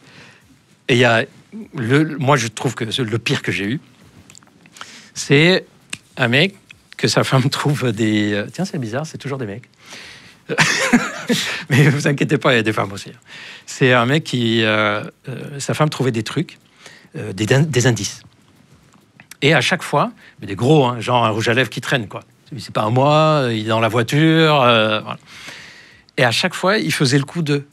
Mais je me souviens pas, mais d'où ça vient? Mais hier, on était où? Et il se mettait à poser des questions à sa femme. Il me disait, mais c'est pas possible, il y a des trous de mémoire, quoi. Jusqu'au point d'aller voir le médecin. On a fait une IRM, on s'est dit, il a une tumeur cérébrale, il a une maladie, il décaroche. Bref. Ouais, ça peut arriver d'avoir des amnésies. Oui, et ça peut arriver d'avoir... J'ai une femme qui avait une infidélité et on a découvert que c'était une tumeur frontale. C'est-à-dire c'est un cancer, une tumeur au niveau du cerveau. Et en fait, elle avait changé d'étude. Donc lui, il disait, ouais, je perds la mémoire, machin et tout. On a fait des bilans sur bilans sur bilans, jusqu'au jour où je lui dis, il faut nous le dire. Bon, en fait, c'est vrai. Mais il n'avait pas envie d'assumer. Il a été jusqu'à faire croire à sa femme qu'il a des maladies mentales, maladies neurologiques, qu'il a des trucs. Il a fait dépenser à la Sécu des IRM, des prises de sang, des scanners, des trucs comme ça. Et en fait, c'est juste, il avait une maîtresse. Quoi. C'est pas hyper bon pour la santé de faire des IRM. Voilà, non, en plus, quand même du rayonnement, quoi. Et tellement c'était. Il n'osait pas lui. Il faisait quoi? Il faisait genre, tiens, je sais pas où j'étais hier, machin. Ouais, c'est. Mais on était où hier? Et moi, j'étais où? J'étais pas avec toi? Mais. Ben non, t'étais sorti. Moi, je suis sorti hier. Non, pas possible, pas possible. Et il se mettait à pleurer. Genre, oulala, qu'est-ce qui m'est arrivé, quoi. Et lui, il a quitté sa femme ou elle l'a quitté et après il l'a avoué? Elle l'a quitté. Lui, en fait, il le disait pas parce qu'il voulait pas la perdre. Mais en même temps, il voulait continuer à avoir des relations en dehors. Sauf qu'à un moment, elle s'est dit, bon, ok. Ça va bien, à un moment, l'IRM du cerveau, mais... Tu vois quand même des choses assez folles. C'est poussé quand même dans la recherche de... Oui. En fait, là, je parle de ces situations, mais c'est vrai que c'est très courant d'avoir des choses que dans la vie de tous les jours, on ne voit pas. Et c'est notre rôle d'aller soigner ce genre de situations un peu atypiques, quoi. Pour terminer la partie 1 de cette émission, si tu veux bien, juste une dernière question, j'avais noté, mais est-ce que parfois l'infidélité a déjà sauvé des couples que toi tu as eu? Oui. Et je sais que ça va perturber beaucoup, là, ce que je vais dire. Je vais le donner avec un exemple. Une personne que j'ai vue, une femme que je vois en consultation pour manque de libido. Pas de gros problèmes de couple. Ils sont bien ensemble, s'entendent bien globalement. C'est pas vivant, le couple un peu raisonnable, dont on parlait au début. Un peu calme. Voilà, tout va bien, les pitchounous et tout ça, voilà, ça roule. On invite les gens, mais attention, à 22h, tout le monde est parti. Voilà. Et manque de libido depuis 3-4 ans. Et puis quand on discute ensemble, elle se rend compte que c'est assez fréquent. Il y a des périodes où elle a des libidos, d'autres pas de libido, et donc ça pose problème dans le couple et tout. Et en explorant, on se rend compte que les périodes où ça allait bien, où elle était épanouie dans son couple, c'est les périodes où elle avait un amant. Mais pas forcément quelqu'un qu'elle voit tout le temps. D'ailleurs, il y a un des amants. Il ne vivait pas en France. Elle le voyait 3 fois par an. Le fait de savoir qu'elle a quelqu'un et qu'il y a quelqu'un, qu'elle a une relation un peu passionnelle, un peu vivante, etc., ben en fait, elle kiffait retrouver son mari après. Ah bon? Ouais. Ça l'excitait intellectuellement. Et ouais, elle disait, j'ai mon équilibre. J'ai le mec avec qui j'ai envie de vieillir, sur qui je peux compter, sur qui je peux aussi être sûr qu'il va être un bon papa, etc. Et puis j'ai un peu ma vie passionnelle en dehors. Alors je sais que là, il y a les gens qui nous regardent et disent « Oh, c'est quoi ce bordel ?» C'est pas ça. Il est en train de vendre quoi, voilà. Mais en fait, c'est quelque chose qu'on ne décide pas. C'est-à-dire, elle n'a pas décidé que quand j'aurai des amants, ça ira mieux. C'est arrivé, et puis là, elle s'est rendue compte que... Et bien justement, dans ces cas-là, qu'est-ce qu'on fait? Qu'est-ce qu'on fait sans juger cette personne? Le mec n'est pas au courant, son mari. Lui, tout ce qu'il voit, que par période, elle est super bien avec lui. Est-ce qu'on va lui dire, oui, mais parce qu'elle a un amant? Elle, est-ce qu'elle lui en parle? Est-ce qu'elle ne lui en parle pas? Puisqu'ils vont bien comme ça, ensemble. C'est des choses qui demandent de la réflexion, qui demandent du temps, qui demandent de surtout ne pas se précipiter dans une décision comme ça. Là, par exemple, ça a sauvé le couple. Est-ce que tu crois en la fidélité, toi? En la fidélité? Oui. Merci beaucoup, Gilbert. On a... Voilà. Un sexologue, en fait, mais 20 secondes à répondre sur cette question-là, on a notre réponse. Non. Le fait que j'ai hésité, c'est le signe que j'y crois pas de façon absolue. Mais je pense que c'est possible, ouais. Quelle est pour terminer, vraiment, dernière question. Quelle est pour toi... Ils me connaissent quand je dis dernière question, parfois c'est surtout avec Gilbert. Ouais, parce que non. Ça fait 3 fois qu'il pose sa caméra qu'il la reprend. Il l'a mis à charger, continue.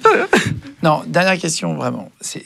Quel est, d'après toi, d'après tout ce que tu as vu, tu as quasiment 30 ans d'expérience, d'ancienneté, de couple, de thérapeute de couple, quel est, d'après toi, le meilleur moyen, le meilleur couple, le meilleur schéma pour être heureux, équilibré et avoir une vie accomplie? 2-3 conseils, bref, très pratiques. C'est issu des couples que j'ai vus Et comme je disais, j'ai presque envie, quand ils sont en consultation, qu'ils ne partent pas, tellement on a envie de partager avec eux leur bonheur et durable. Première condition, que les deux personnes soient de bonne intention et bienveillantes. Ça, c'est la première condition, parce qu'au moins tu sais que le jour où il te fait une crasse, je le connais, c'est pas une mauvaise personne, il ne voulait pas me faire du mal. Je vais lui en parler, mais au moins je sais qu'il ne prend pas plaisir à m'embêter, quoi. Donc bienveillant, bonne foi. Deuxième condition, que ce soit des personnes qui arrivent à décapsuler, je vais dire, une dispute. C'est « Oula, ça va pas, je sens que je risque de dire des choses difficiles. Écoute, on en reparle tout à l'heure. » Et tout à l'heure, on en parle. Et dans ces conditions, quand je dis décapsuler une dispute, savoir s'excuser honnêtement, sincèrement. S'excuser honnêtement, sincèrement, c'est quoi? C'est je te demande pardon, tout à l'heure, ce que j'ai dit, c'était vraiment pas sympa. Sans rien rajouter, pas « mais c'est parce que tu as fait ça ». Non, je te demande pardon, j'aurais pas dû dire ça. Si les deux le font, je peux te dire que la discussion derrière va être top. Et le dernier, sexuellement parler. Et au fait, dernière fois que tu as fait l'amour, c'était top, j'ai aimé ça. Ah, moi, j'ai pas aimé ce truc-là. Parce que si on arrive à communiquer sur le plan sexuel, c'est qu'on va pouvoir communiquer sur plein d'autres trucs après. D'accord, merci. Non, c'est pas très précis dans le schéma, c'est-à-dire que je sais pas trop, tu vois, est-ce qu'il faut... C'était pas dans ce sens-là que je te demandais ça, si je peux me permettre. Vas-y. C'était plus dans le schéma, tu nous as parlé de couple ouvert, de couple fermé, de couple jaloux, de couple jaloux. Est-ce qu'il faut, et je parle aussi physiquement, est-ce qu'il faut parfois ne pas habiter... tu sais, tu as vu vraiment des schémas très différents. Et d'ailleurs, toi, tu disais que tu n'étais même pas avec ta compagne. Est-ce qu'il faut... quel est le meilleur schéma pour que ça dure une semaine sur deux? Du coup, je vais le dire autrement. Là, ce que j'ai dit. Premier conseil, ne pas essayer de rentrer dans un schéma de couple, mais faire rentrer le couple dans votre schéma. Ça veut dire quoi? Ça veut dire qu'on ne part pas du principe qu'un couple, ça fonctionne comme ça. Et on doit tout faire pour fonctionner comme ça. Non. Moi, comment je fonctionne? Est-ce que je suis du genre à vouloir être tout le temps avec l'autre? Est-ce qu'en ce moment, j'ai envie de construire, pas envie de construire, etc. Est-ce que quand j'habite avec quelqu'un, je suis bien, pas bien? Eh bien, on essaie de construire ça. Par contre, il ne faut pas oublier qu'il faut la vie de l'autre aussi. Si par exemple, moi, je suis du genre à dire, mais moi, je suis très bien si je ne vis pas avec la personne. Et au contraire, je peux rester amoureux 100 ans comme ça sans vivre avec la personne. Oui. Si l'autre n'est pas d'accord, bah, ça veut dire qu'on n'est pas fait pour être ensemble, quoi. C'est ça. Donc déjà, pas essayer de rentrer dans un schéma précis, et essayer de construire notre propre schéma.